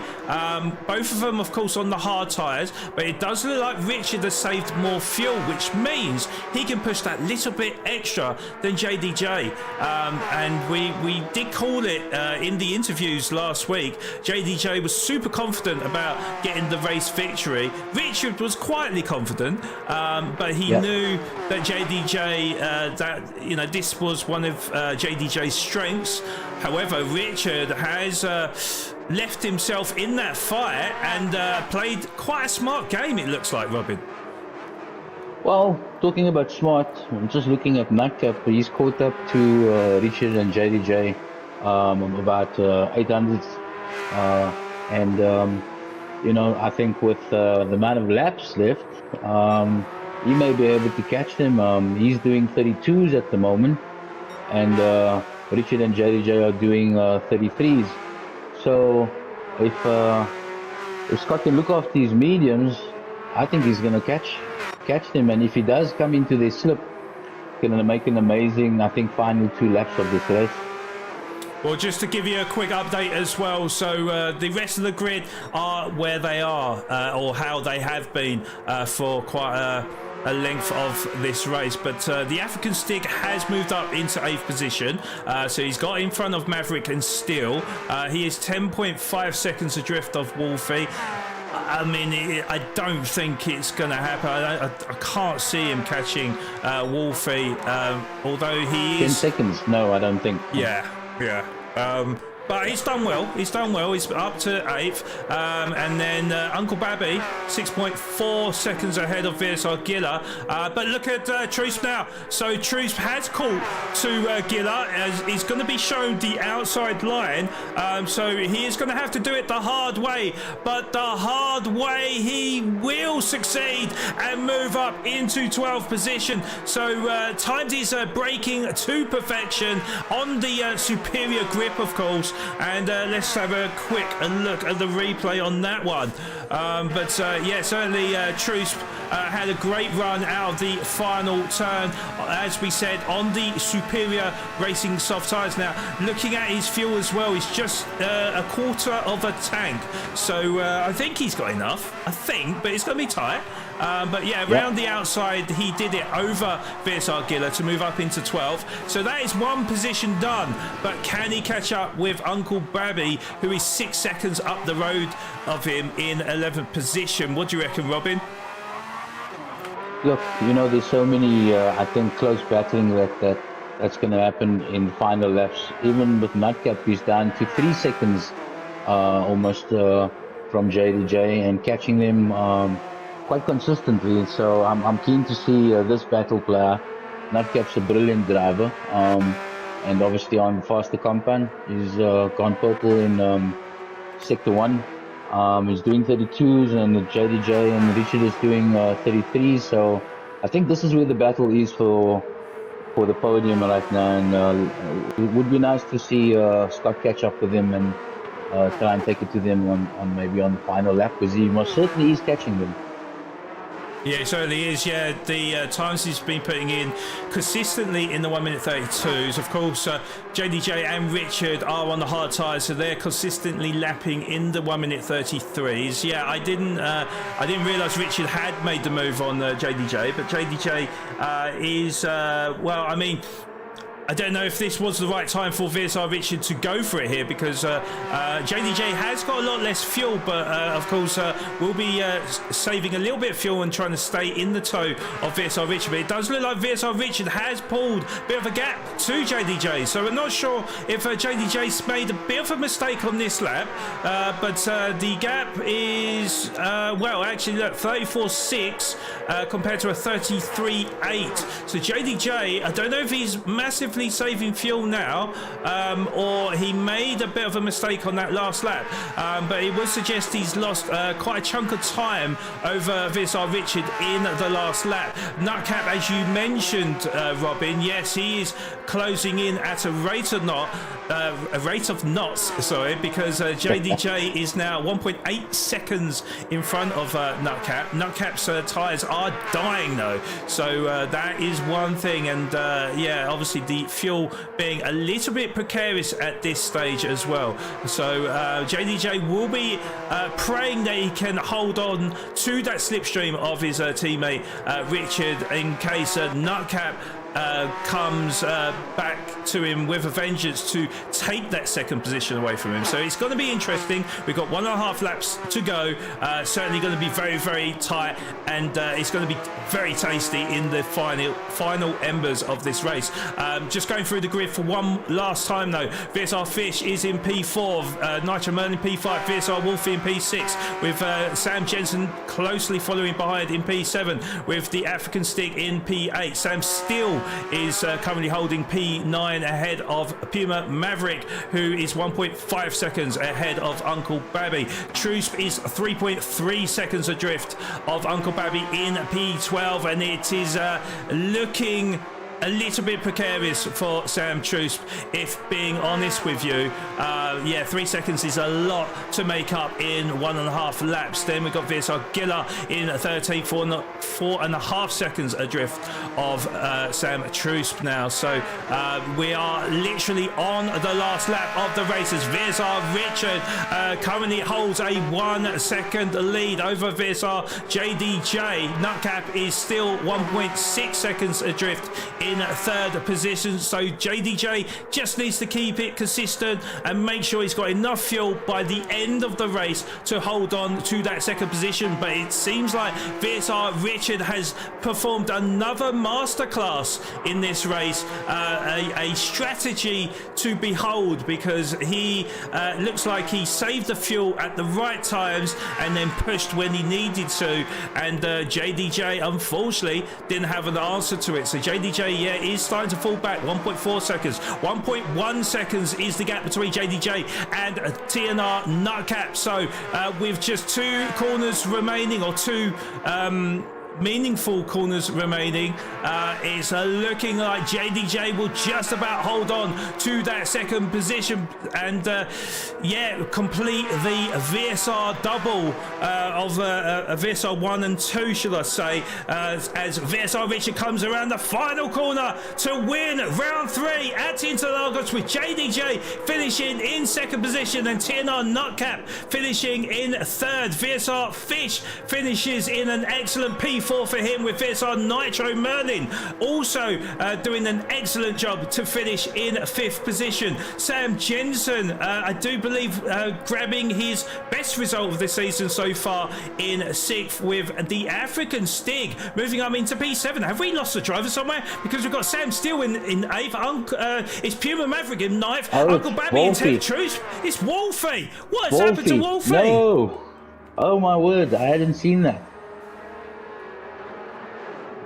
Okay, is this netcode? I'm not 100% sure what's happened there. Or has he had a problem with his hardware?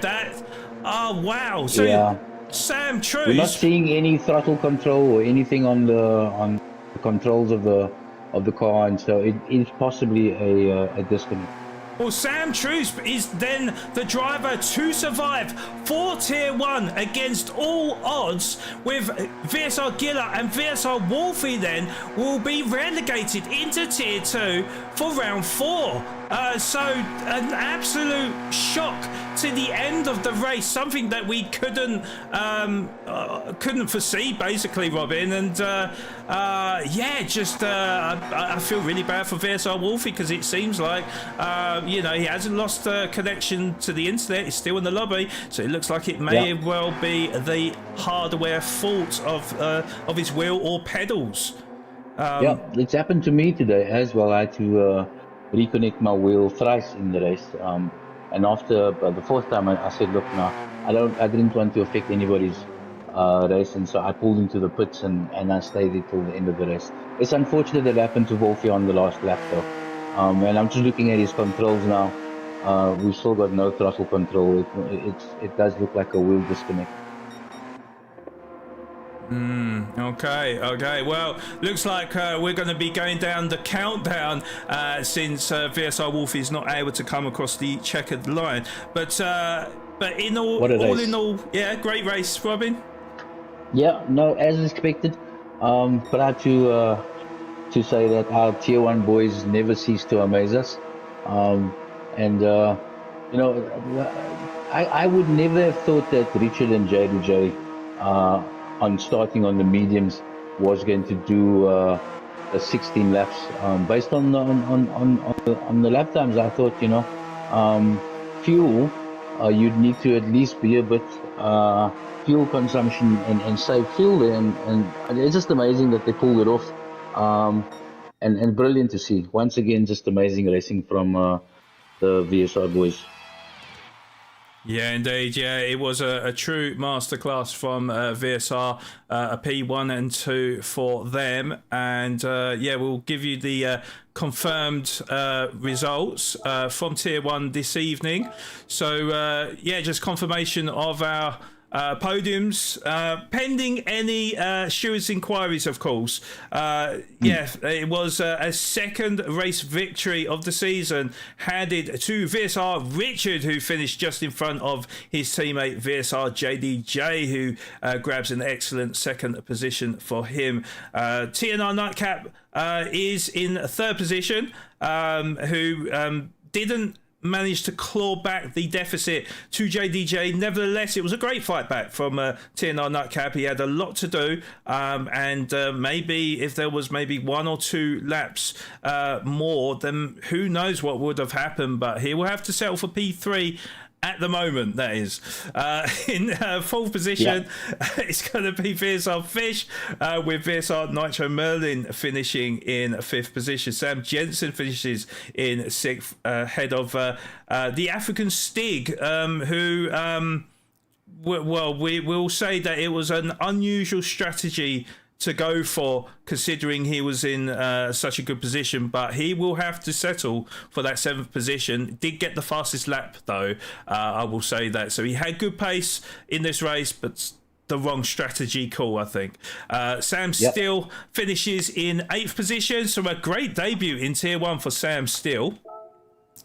And then another solid performance from Puma Maverick, who finishes in 9th, ahead of Sam Uncle Babby in 10th, where again it was another rescue mission from Uncle Babby, and did really well in the second half of the race to recover from his mistake, and he will definitely be in Tier 1 for round 4. And then Sam Truce, where it looked like he was down and out, and of course with the technical issue from VSR Wolfie, survives to live another day in a Tier 1 for next week. He finishes in 11th, ahead of VSR Giller in 12th and VSR Wolfie in 13th, with both of them drivers down into Tier 2. Joining them will be, was it Sam Waxon as well, that couldn't make it today. So all 3 of them drivers will be down into Tier 2. Just full of drama again, as we always come to expect, Robin. Yeah, no, and Interlagos will always bring that type of racing, I think, to our league. It's extremely difficult to overtake on this track, and so obviously I think Stig, maybe a last-minute decision based on where he had qualified, was to try and get in front and pull a gap, and it just shows that, a bit of consistency, I think, from Richard. And, just to shout out to Fizz. I think Fizz had a brilliant race, and Nitro Merlin and Jensen, the mid-pack guys who played the long game and did it consistently. Really good racing from the mid-pack guys. Maverick and Uncle Bobby, same with them changing positions, the respect shown on the track. And that's what we want to see in South African sim racing, where we can race hard and fast and clean, and we can provide an amazing broadcast to all our viewers. So well done to the entire Tier 1. They're always just on the edge of my seat for this entire race, and I'm just proud of that. Yes, indeed. It's definitely something that we'll have to look back on, and it's going to be interesting to see Parquet's recap next week. Videos. Yes.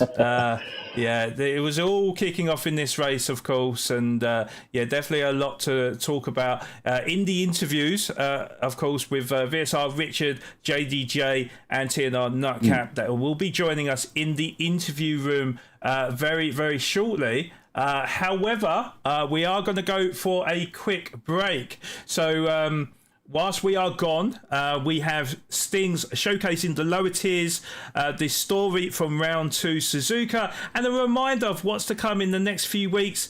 And then we come back with the interviews of our podium drivers. So see you soon. SMA is brought to you by Simulator Cave, Postnet Midstream, and Jetor, our official sponsors of SMA Season 1 2026.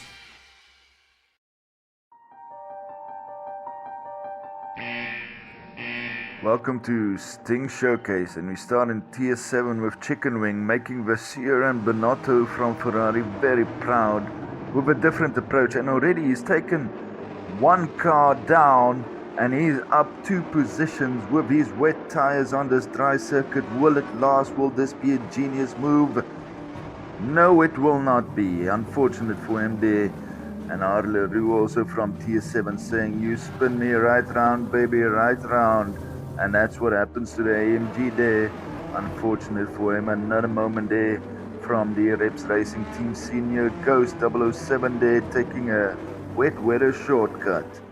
And it didn't work out for him exactly. And just look at this, inches from disaster from SRS Marius.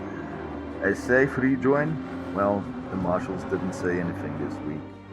And a classic battle here between MGR SA Grim Reaper and Benny XD, making us look twice because that Porsche is done in a fantastic retro livery from the RSR.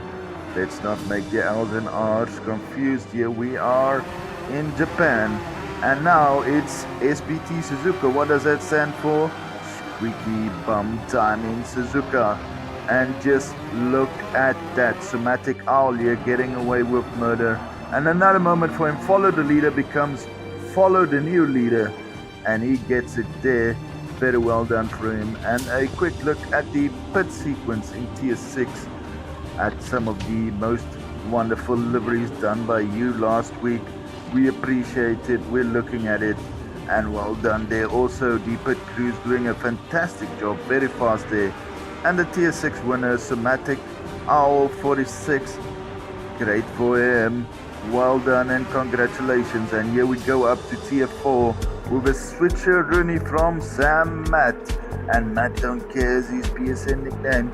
And does he care about that? No, he does not. And he takes back that position quite easily. And there he goes streaking off in the lead.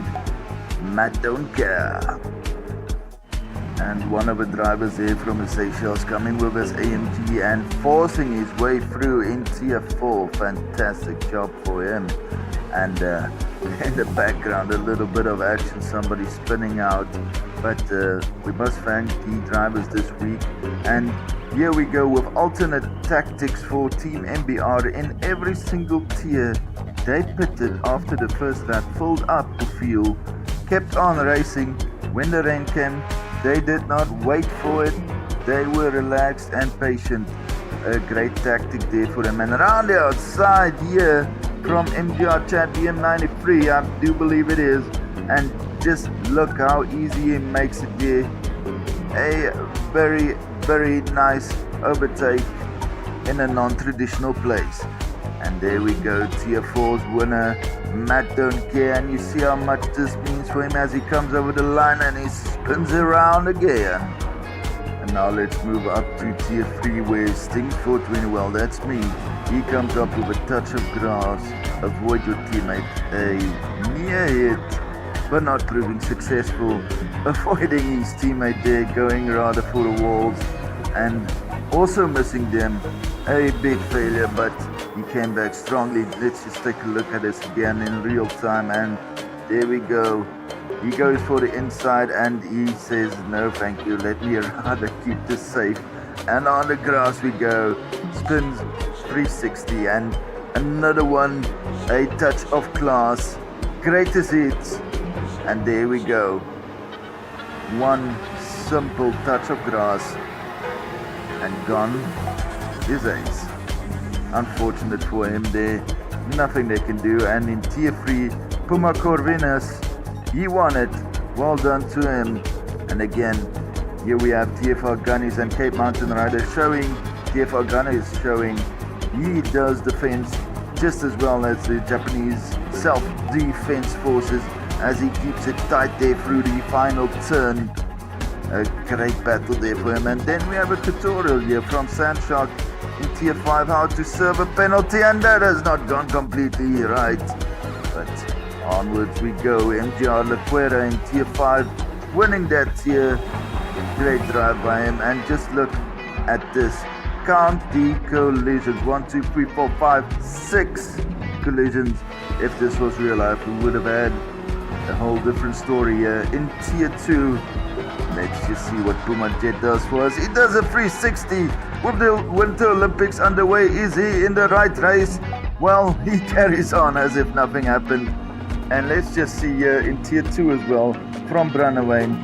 Out of petrol money, they say, all of the Puma cars. I do not know if it was just a minor setback, but on the last lap at the last corner, no more fuel. And the fuel savers reward there for Puma Puma Racing GTR. And of course your Tier 2 winner, Steel Sam, going up to Tier 1. That's all from Sting Showcase for this week.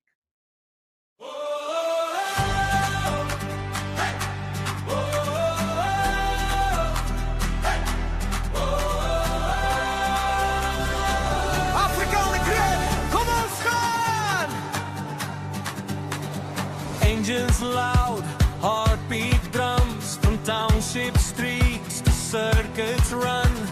Different flags, one ambition, purest speed, shared vision.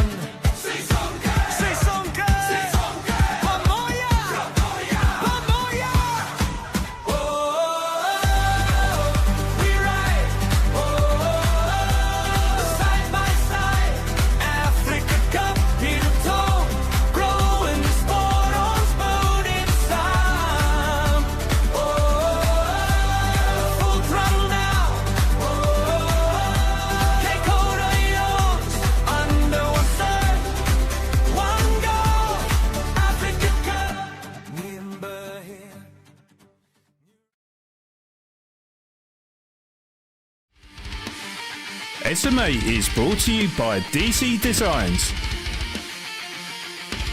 Right Recruitment,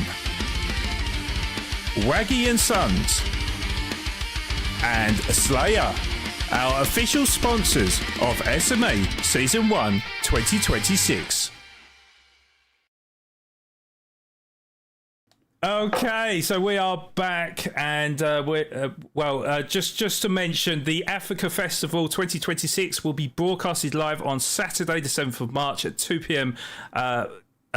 Cat time. And it's simultaneously on both the SMA and the Motorsport South Africa YouTube channels, so please support us on both them platforms to see how our drivers perform in this prestigious event, with commentary coming from myself, Floor Genius Gaming, and Robin Williams. And if you would like to get yourself involved as a driver, please sign up on the MSA website to get your e-license that is required to race in this event, which will also enable you to race in the MSA Cup 2026 a bit later on in the year. More details will follow on our Discord server.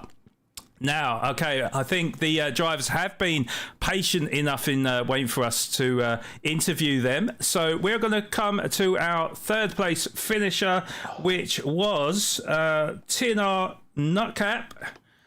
And Nutcap, third position for you. How are you feeling after that one? As always, not 100% happy. I don't think I'll be happy until I win.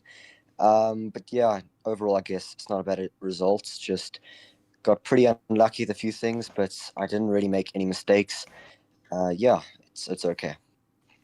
Okay, so tell us about your strategy going into the race then. You obviously qualified well, a lot of fast drivers on the grid, but we noticed that you changed it up a little bit differently to the rest. So how do you think that fared for you?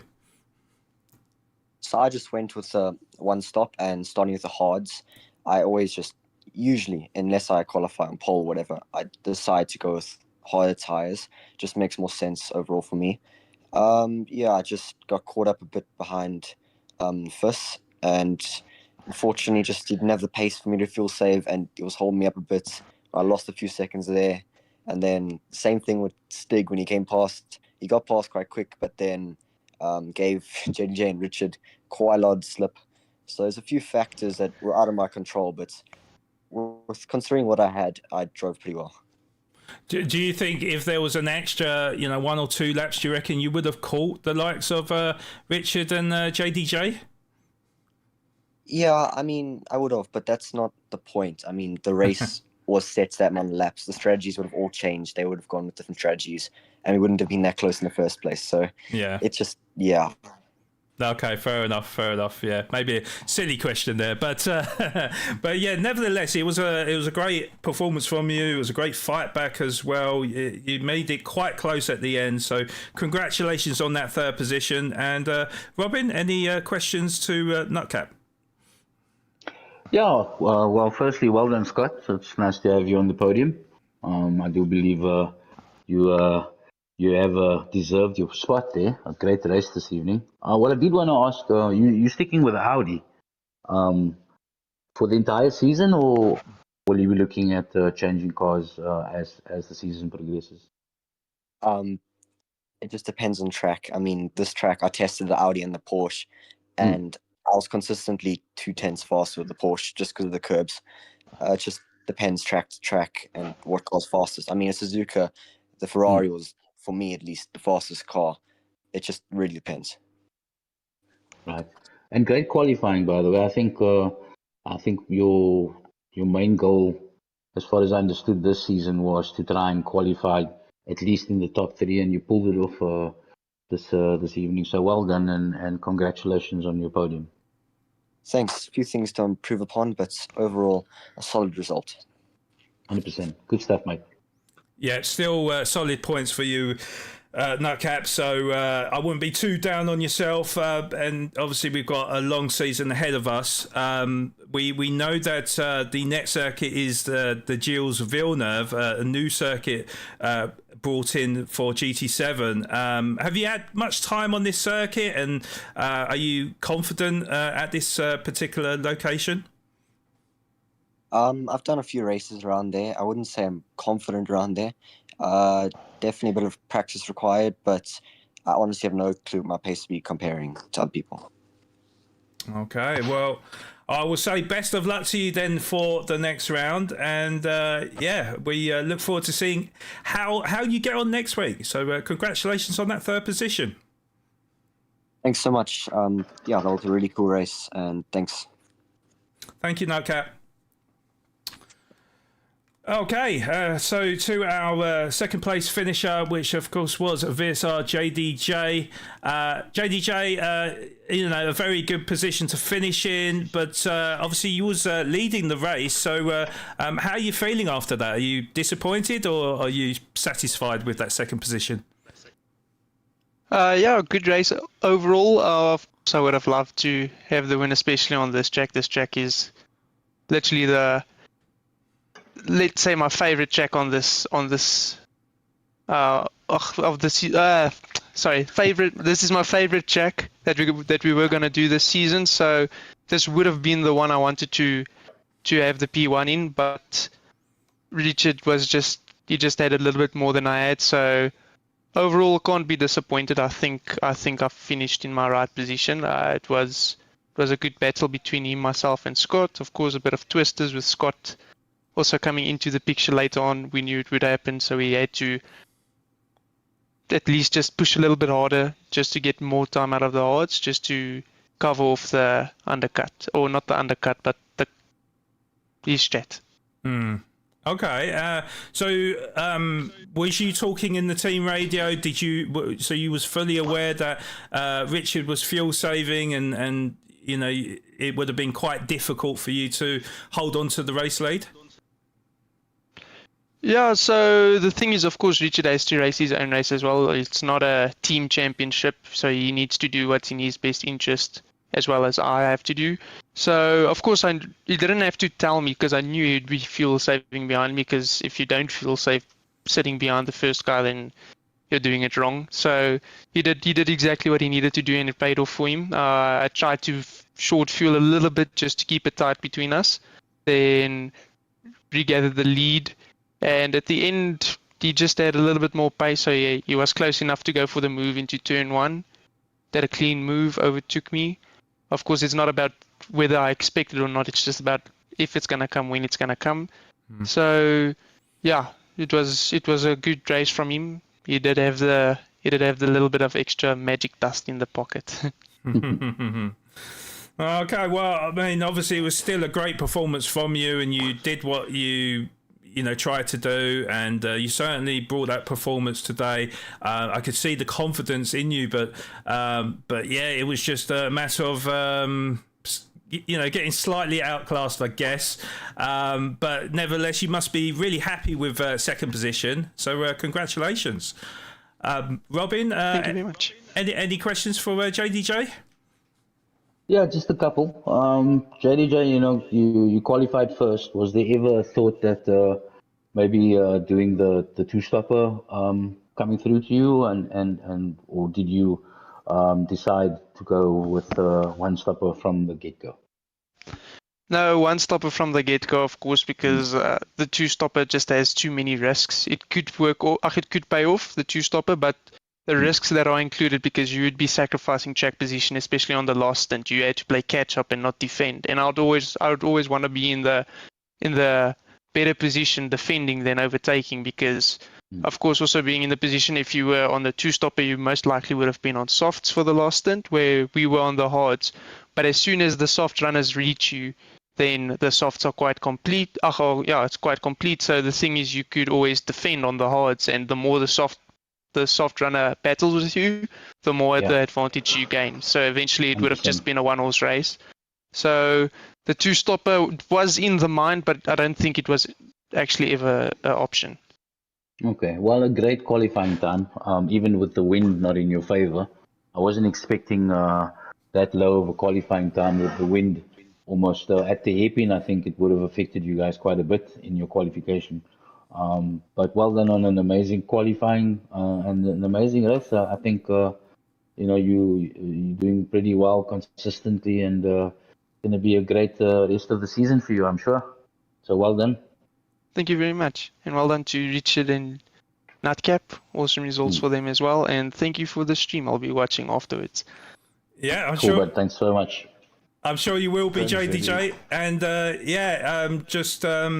keep it up. It's technically 3 podiums from 3, but obviously just being marked down in the last race. But just one little question I wanted to ask you, JDJ.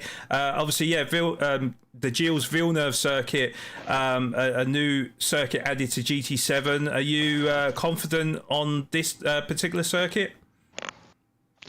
Yeah, it's a circuit I've driven maybe once or twice. I do actually enjoy the circuit. I think it's fun. I think it's going to be a difficult one to battle on. I think you've got 2 possible overtaking zones, and the rest is there's not enough space for 2 people, and you'll never be in the optimal position to overtake. So, yeah, like Nutcap said, it's a little bit of practice to do there, but I feel I do quite well. I do love technical circuits like that. It's very twisty and turny, and if you make a single small mistake, you're in the barrier. So I'm actually quite excited for that one. So, yeah, it's going to be interesting, because I don't think the Porsche is the ideal car there. Yeah, well, it's interesting that you bring that up, because the whole season has been in the Porsche, and we'll see what suits that circuit. Obviously, I'm sure you're not going to give too much away, but Suzuki and BRZ, the 2 worst cars in the Tuesday. We all know not to trust JDJ, even if it's on a live broadcast. Well, I had to try. Well, take of that what you will, guys. But yes, JDJ, congratulations again on your second position, and we'll see how you get on in the Suzuki or the BRZ then. 100% will see me in one of them. Yeah, cheers, JDJ, and we'll see you next week. Take care. Thank you very much. Lovely one. Thank you, mate. Okay, and then last but not least, our race winner, second race victory of the season. It seems like he's a master in the wet and now a master in the dry. VSR Richard, how you feeling after another great performance from you? I'm feeling good. Just a quick rectification there. Definitely not a master in the wet. But thank you, I'll take it. I feel relieved. I knew JD had good pace and Nutcap's going to be there, and we're wondering what Stick is going to pull out of the sleeve. think the race went well. JD had awesome qualifying pace. It's actually the best one that we've seen in the practice lobbies. I managed the 30.7 flat, but I couldn't come into the 0.6s. So well done for JD there. So yeah, it was an interesting race. We had some battles there with Sticky. He was some soft apparently. We lost a little bit of time there, but we also don't want to keep him back. He needs to go because the softs, we knew that the softs is going to fall off and then it's going to equalize out pace-wise versus the mediums. And we caught back up on him and overtake him, but we did lose there a couple of seconds. And I believe a similar thing happened to Nutcap. The best result for this race should actually be a clean, close race, and that's the race you'll never get.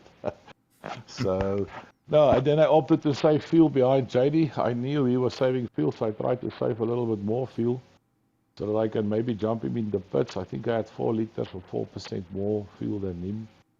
I didn't want to risk it in the middle stages to go for an overtake. There was a couple of corners, I believe, that I was quicker than JDJ. And then there's the other half of corners that I knew he's quicker than me. So it's a difficult decision to make. We obviously have the party chap over. And we said we're not going to compromise anyone's race. We will battle it out on the last 3 laps. And exactly that happened. When we came out of the pit, we were actually ghosted in each other. So then I asked him, what do we need to do? And before he even replied, I said, wait, I'll pull down so that your ghost can go forward again. Because I was afraid that the ghosting will stop and it will ruin our race into that first corner after the pits. So then I followed Teddy and I saw he was struggling on a couple of corners. And when the opportunity presented itself, I think it's on the main straight. All the practice, I had a very good exit there. I just understand that corner. JD is not so comfortable with him. He does take it sometimes good, sometimes average. And when I got a good exit there, I told myself, and I told JD, I'm going to go for a move. I'm on your good exit, but I'll try to make it clean. And it did cost us both a little bit of time against Scott that is catching up with us. I'm happy JD is still in place 2. He pulled off, and then from there on, I managed to pull like 1.4, 1.5 seconds ahead on the last 2 laps. Okay, you've kind of answered all the questions that I had in my head there. That was quite the answer. I do presentations for a living, so I know what the audience wants to hear. On that note, Richard, ek het 'n nuwe nickname vir jou. Ek dink ons gaan jou van die volgende risie gaan ons vir jou noem, hy's die petrolskelm van die WSA se manne. Ja, petroldief. Ja, jy's 'n petroldief, was hy. So nou in Afrikaans, jy het mos nou gesê jy wil mos nou nie 'n bietjie jou eetang vir Engels is nou. Ja, petroldief. Is nou klaar. En ja, maar kan jy vir my sê op die laaste sê 2 laps het jy gedink Nutcap gaan julle vang? Ja, ek het gedink Nutcap gaan ons vang. Ek het gesien JD druk dalk bietjie te hard want ek stoot hom in die agterkant go en ek weet dit is nie lekker nie. So ek vra verskoning vir JD as ek hom, hoe kan ek sê, onder groot pressure gesit het. En ek dink hy sou ons gevang het, ja. En dan was daar bietjie chaos dalk gewees tussen between myself and Nutcap. So and that actually made my mind up that if I had a better exit on that long straight, that I'm gonna pull a move, because lap time wise, I think I did have a little bit more pace than JD through some of those technical corners. And JD gave me space. I tried to keep it as clean as possible. We did lose a couple of, I think a second or so to Nutcap in doing that switch over or pass. But then I pulled away and JD can just drive now to keep away from 3rd place. Yeah, I think it worked out all in all. No, awesome stuff. And once again, just brilliant consistency and pace, as we all know you to be. Very excited to see you in the Africa Sim Racing Festival. Will you and your team be entering into that championship? I don't know anything about it. I'll touch base with Premier. I think he knows more. Then we'll have a chat. But at this stage, there's no plans from my side. You're not going hunting on a hunting trip on the 7th of March, are you? No, on a golf trip, yeah. Well, try and keep the 7th open. We'd love to all see you in the Africa Sim Racing Festival. I'll touch base with Branas and get all the details. He should know everything now. 100%. Yep. Awesome. Well done, Richard. Great racing. Clean, fast, and amazing to watch. Well done. Oh, thank you. Yeah, I have no idea what you two were saying for a good few minutes there. Sorry, Sean. I thought I'd give Richard a break. Thanks. just to charge a little bit on the English. There we go. Yeah, Robin, you'll have to give me some lessons soon, I think, because Yeah. I'll teach you all the good words. Don't worry. We'll hook you up for the next stream for sure.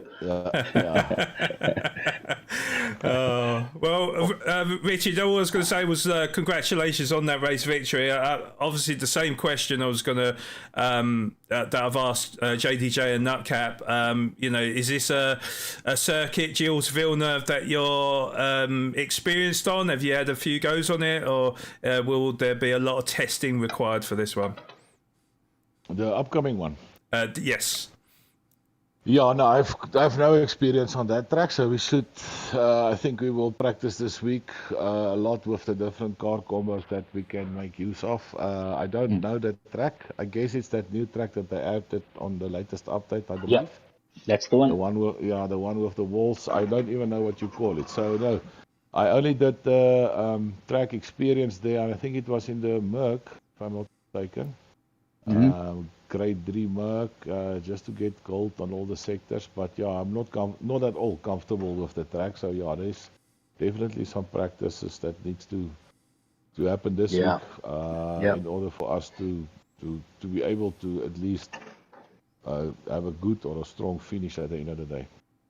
Yeah, I think that track's got more sausages than a butcher here in Cape Town. A very, very difficult, I think, combination for any GR4 or GR3 cars. I mean, we were watching the World Series Nations, and it was just crazy to see how these top speed guys were able to get that car over the sausages. But it's going to be an interesting race, and once again, congratulations. And see you next week. You won't believe, 10 minutes before 9 o'clock, my power went down in the neighborhood. Oh no. So I phoned, that's why I disconnected that, and I phoned Renier and I said, Renier, please, you said you must make fast, there's no what waiting time. Can you believe that from a teammate? So I ran, there's cables hanging over my legs, over my neck, over this extension side. There's a Jenny that's running on the outside. I just hooked up the TV and the PlayStation. And I tell you something, Renier is a full-on SMA admin member. He ain't gonna leave anybody behind, but his teammates he most certainly will. He was thinking of the broadcast. He goes, no, we can't wait for it. At least I managed to log in. I think it's like 5 minutes before quali started, but then I was rattled, man. Because I had mud on my feet, my socks is wet. It's terrible. I'm not in the zone, But luckily. Well, you clearly were. You clearly were. Just quickly before we leave you, any word on what happened in the last stint with Wolfie? Looked like he had a disconnect as well. He's got this.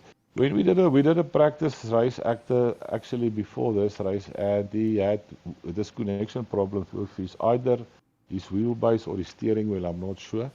And we had to stop the lobby and start all over for him. And then halfway through the lobby it happened again, and he said he's going to try to fix some stuff. And then when the initial racing lobby came up, he said, now you think he sorted out whatever connection or whatever.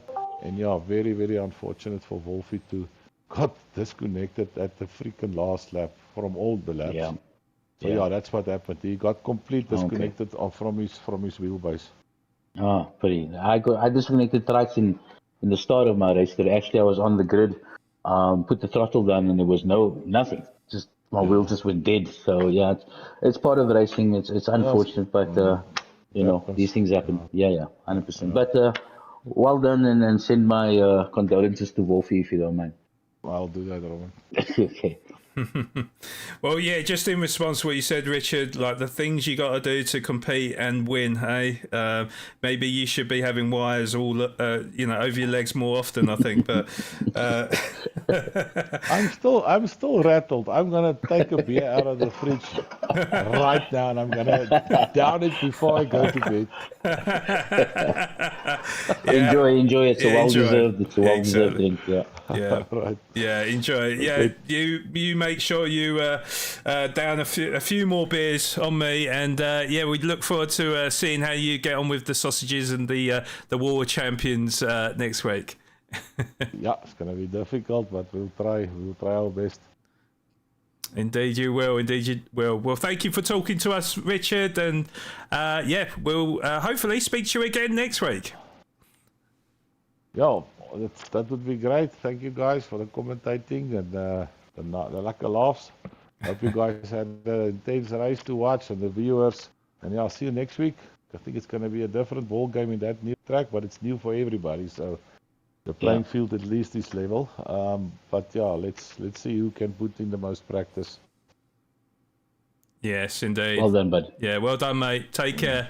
Enjoy. Same to you guys. Cheers. Bye. Thank you, Richie. Bye-bye. Okay, so that was very interesting, having to learn a new language, and Sorry, Sean. We'll do it off broadcast the next time, okay? Promise.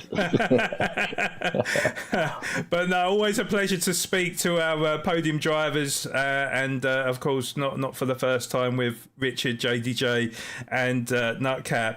But yeah, we've slightly touched on what's coming up for the next round. So just a recap of round 4 for this season. So as mentioned, we do fly north to Canada, home of the Canadian Grand Prix, the F1 circuit, Gilles Villeneuve.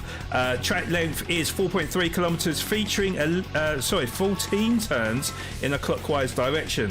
I think we've already mentioned it, but key to this circuit is the chicanes, the sausage curves, the walls.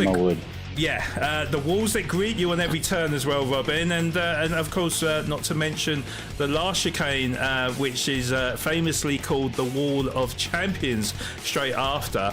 A very challenging place where the drivers will need to give the circuit full of respect, and if they are to survive in this race. So just your added thoughts to this new circuit of GT7, Robin.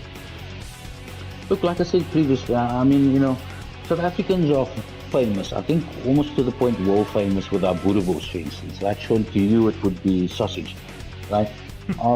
But I've gone into this track, and if you get one of those sausages wrong and you eat it wrong, it actually lifts your entire car and smacks you straight into the wall. Right? So with heavy damage in our league and with a track like this, it's going to be, I think, one of the biggest challenges of the racing calendar for season 1. And I'm excited to. I've never driven on this track. I think I've only done a time trial when it just came out, and that was it. But it's an extremely difficult track. It's not only just technical, but like you said, it's not a wide track. It's not a lot of space to overtake once again, and the penalty system is pretty tough on this one as well. So it's going to be a tough race for all our members, and a good learning curve for all of us as well. So quite impressed with René's race directing for the last 3 races. It's been brilliant. Suzuki was great. Suzuka was great, and so was tonight as well. And I'm sure the next track is going to bring out the best of our community as well. Well, Robin, my answer to that is please don't judge me on the second half of the season then. But yeah. You and René has been working together for the second half of the season. So that's going to be great to see, is that we've got 2 great race directors working in collaboration and providing a great half of the following what's that? 4 races? Yeah. So Yeah. it's gonna be great. It's gonna be great. Yeah, it certainly is. Certainly is. All right. Well, okay. Before we do wrap this up, guys, it is important to shout out our sponsors one last time. So, our sponsors for SMA Season 1 2026. Big thank you to simulatorcave.com, Postnet Midstream, Jetor Falabora. I know somebody said in the comment section earlier, tried to say Falabora. Hopefully I've pronounced that right, but probably not. Also, big thank you to DC Designs, Right Recruitment, Waggy and Sons, and finally Slayer. Now, please subscribe to our socials at Sim Motorsport Association on all our platforms, whether it's Facebook, Instagram, Discord, TikTok, and of course this very channel on YouTube. Make sure, if you're new to the channel, smash that subscribe button, clicking the bell notification so you don't miss any of our content. And when you're done watching, hit the like button to help the YouTube algorithm so it spreads our content across the platform. We fully appreciate you. And if you'd like to get involved in future championships as a driver in 2026, please contact Robin Williams, our SMA and MSA GT7 promoter, for further details. The email links will be in the description below and on our YouTube homepage. SMA is in association with Motorsport South Africa, the only organisation licensed and fully backed by the FIA of all competitive motorsport inside of South Africa. Now we're going to go for a short ad break, and when we come back we'll get the final thoughts from Robin. Also, to everyone watching, would love to know your driver of the day. I don't know if there was a poll put in chat, so if there was, let us know who the driver of the day was, or the driver of the day with the most votes, and we'll be back very shortly.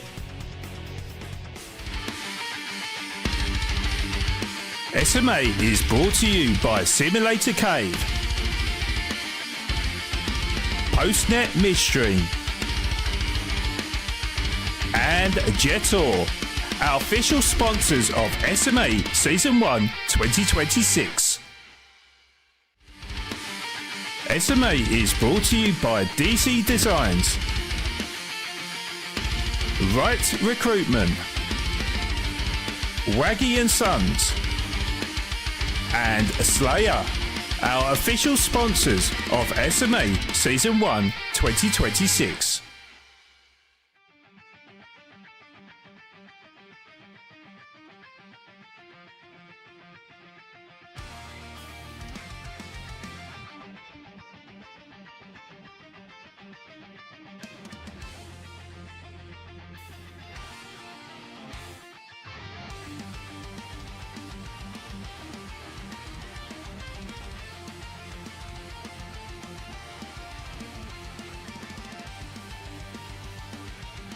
It's extremely difficult to race as close as what these guys do, and obviously to all our members and all the tiers, I think if I look at the racing incidents and the COC reports coming through, and I watch the replays, obviously I am one of the COC stewards, so I watch pretty much all the tiers races, and what we are seeing is that I think by race 3 the drivers start to become familiar with each other, and they start respecting the spaces and less dive bombs. And yeah, we make mistakes. I mean, we're human. It's racing.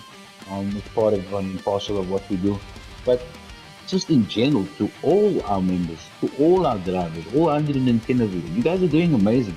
SMA cannot exist without you guys.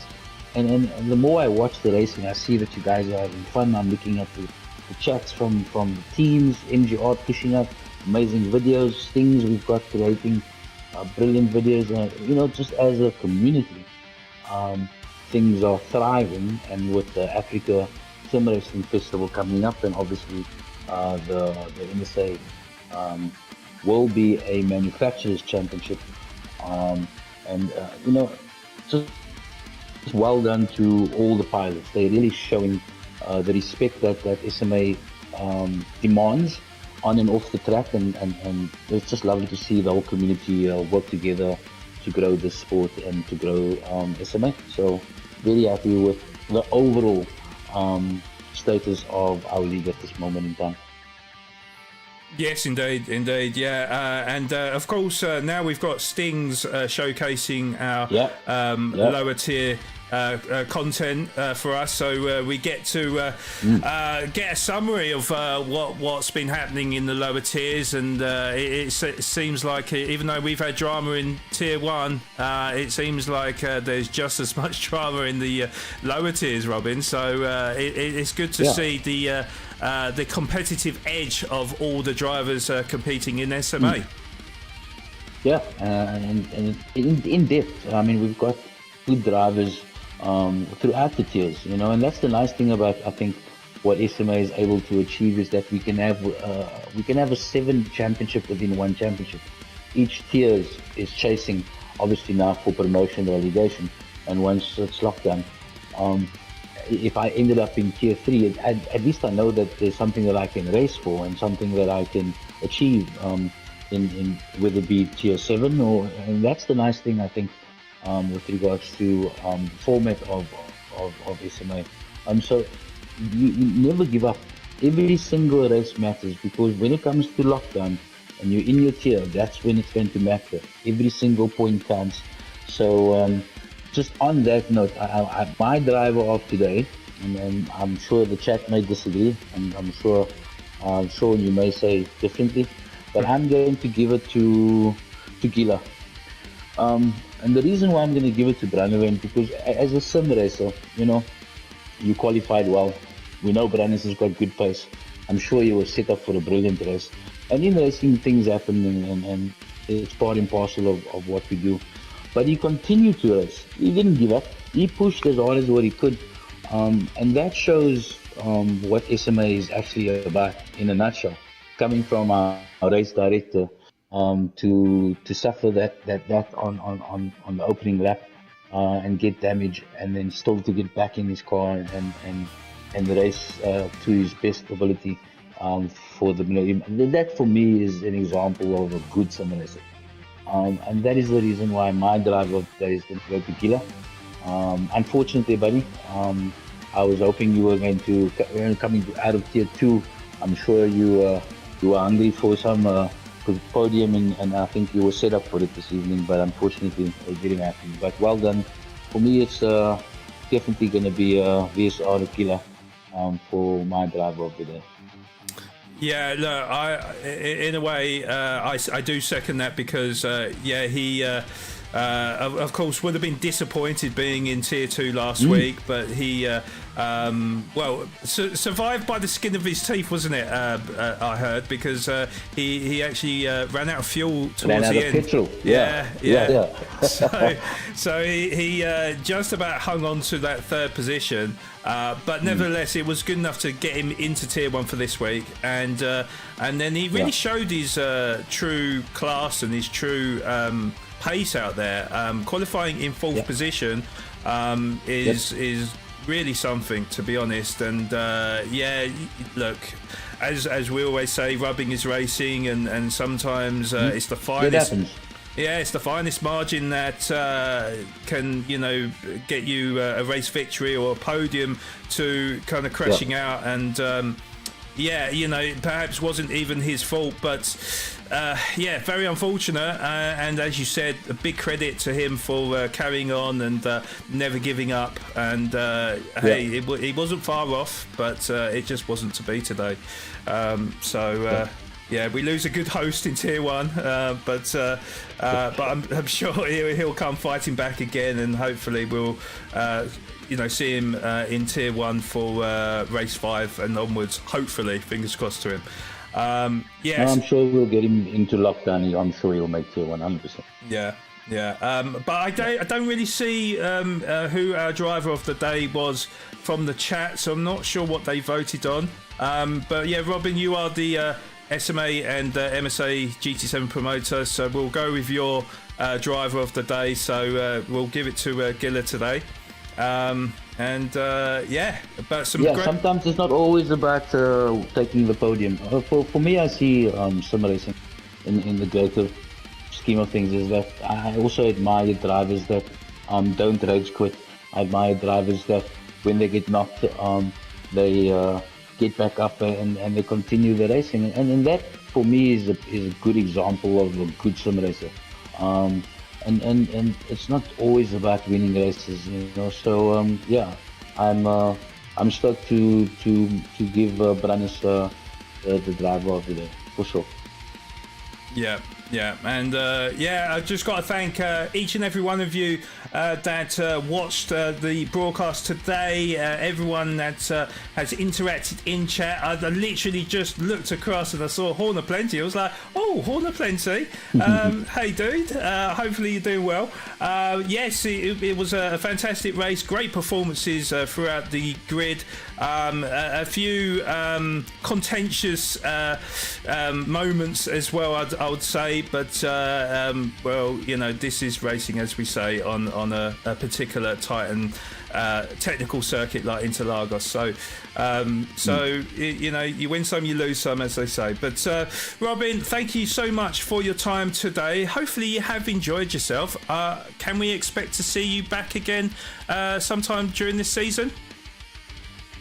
I would love to return to your broadcast, Sean. I mean, as you know, it's always amazing to be alongside the best broadcaster in South Africa and internationally, and so I will gladly take the seat. But I'm very excited. I think Miss Dana is coming up next for the next broadcast, so I'm stoked that I can actually sit on the edge of my seat and watch yourself and Miss Dana broadcast the next race. But I will most certainly be back, and then we've got you coming back again. Hopefully we'll try and get Noah in. I really want to try and get Noah in to a broadcast, but we'll try our best. But yeah, for sure, we will be back. Okay, yeah. I mean, you, as always, Robin, considering that you're quite new to co-commentary, you do a fabulous job. You know, your race knowledge is undeniable. It has to be said. So yeah, well Sean, done. I told you last week we're not going to give you that increase. No use to try and butter me up in front of our community. What's wrong with you? You know, I was hoping that with yeah, you know, I deserve a higher paycheck, but no, it's not to be. No, let me set this straight. Hold on, guys, and I know it's a live broadcast, but this is what I'm going to say. Sean is a proper South African, and he's proper SMA. Sean is a passionate broadcaster and a passionate part of our community, and he just wants to help grow the sport in South Africa, and so yeah, Sean, it's always been amazing working alongside you and the rest of the production team. The admin team, the SMA admin team is amazing, doing what they're doing, taking the time and the effort to create these type championships. And it takes a lot of time from these individuals. Sean, I think this week, last week, I think Sean spent 8 hours a day on a request that I made for up-and-coming championships. So a lot of passion coming from Sean, and we most certainly don't pay him enough, that I can guarantee you, and I'll say that live on the broadcast. But very, very grateful and to have you on board, my buddy. It's always been a pleasure. I appreciate that, Robin, and you know I love being here. The racing is some of the best racing you'll see on GT7. Period.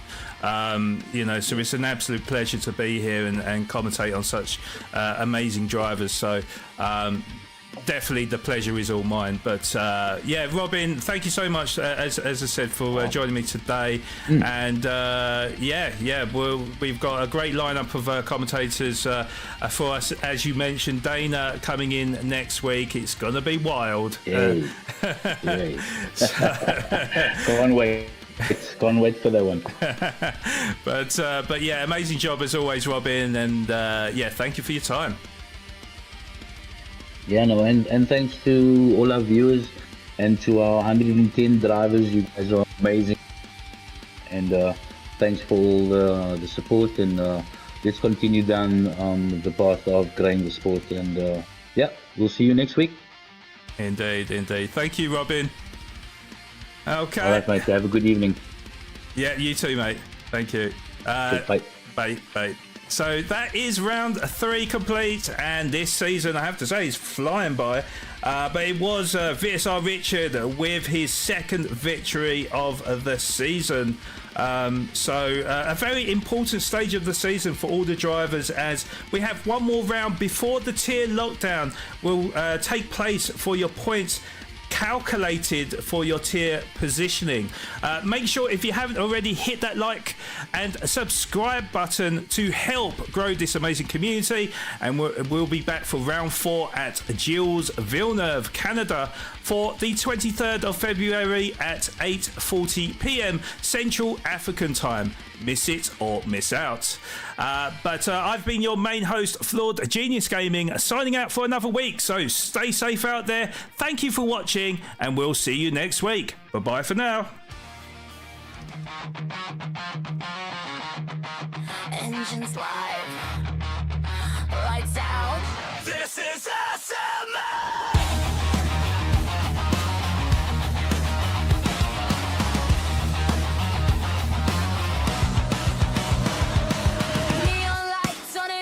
Track, heartbeat sinks to the dash, stealing fire, gripping speed, every corner's all we need. Hands tight, bars are down, hear the crowd, feel the sound, no mistakes, no rewind, leave the doubt behind the line. Red lights counting down the fight, milliseconds decide the night. Full throttle, no retreat.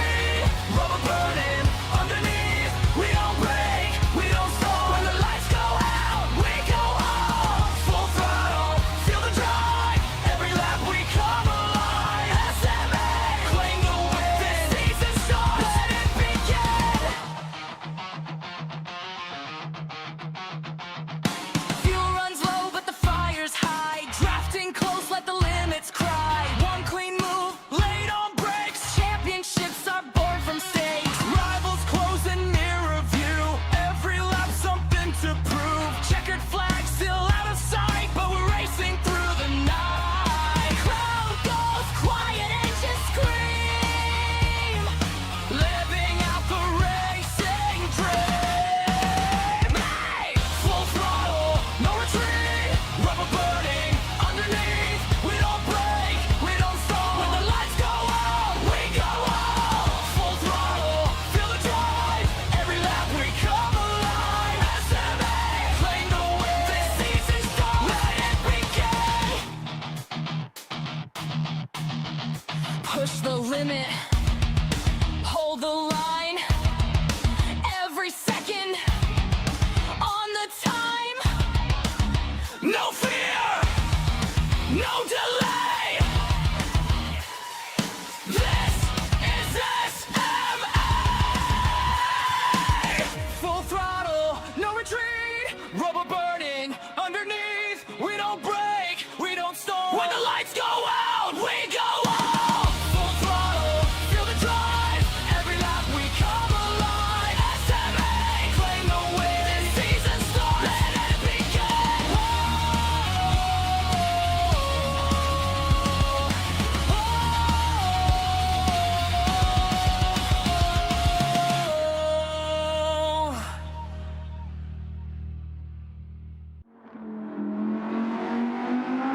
Coming up next week, round 4, Gilles Villeneuve, Canada.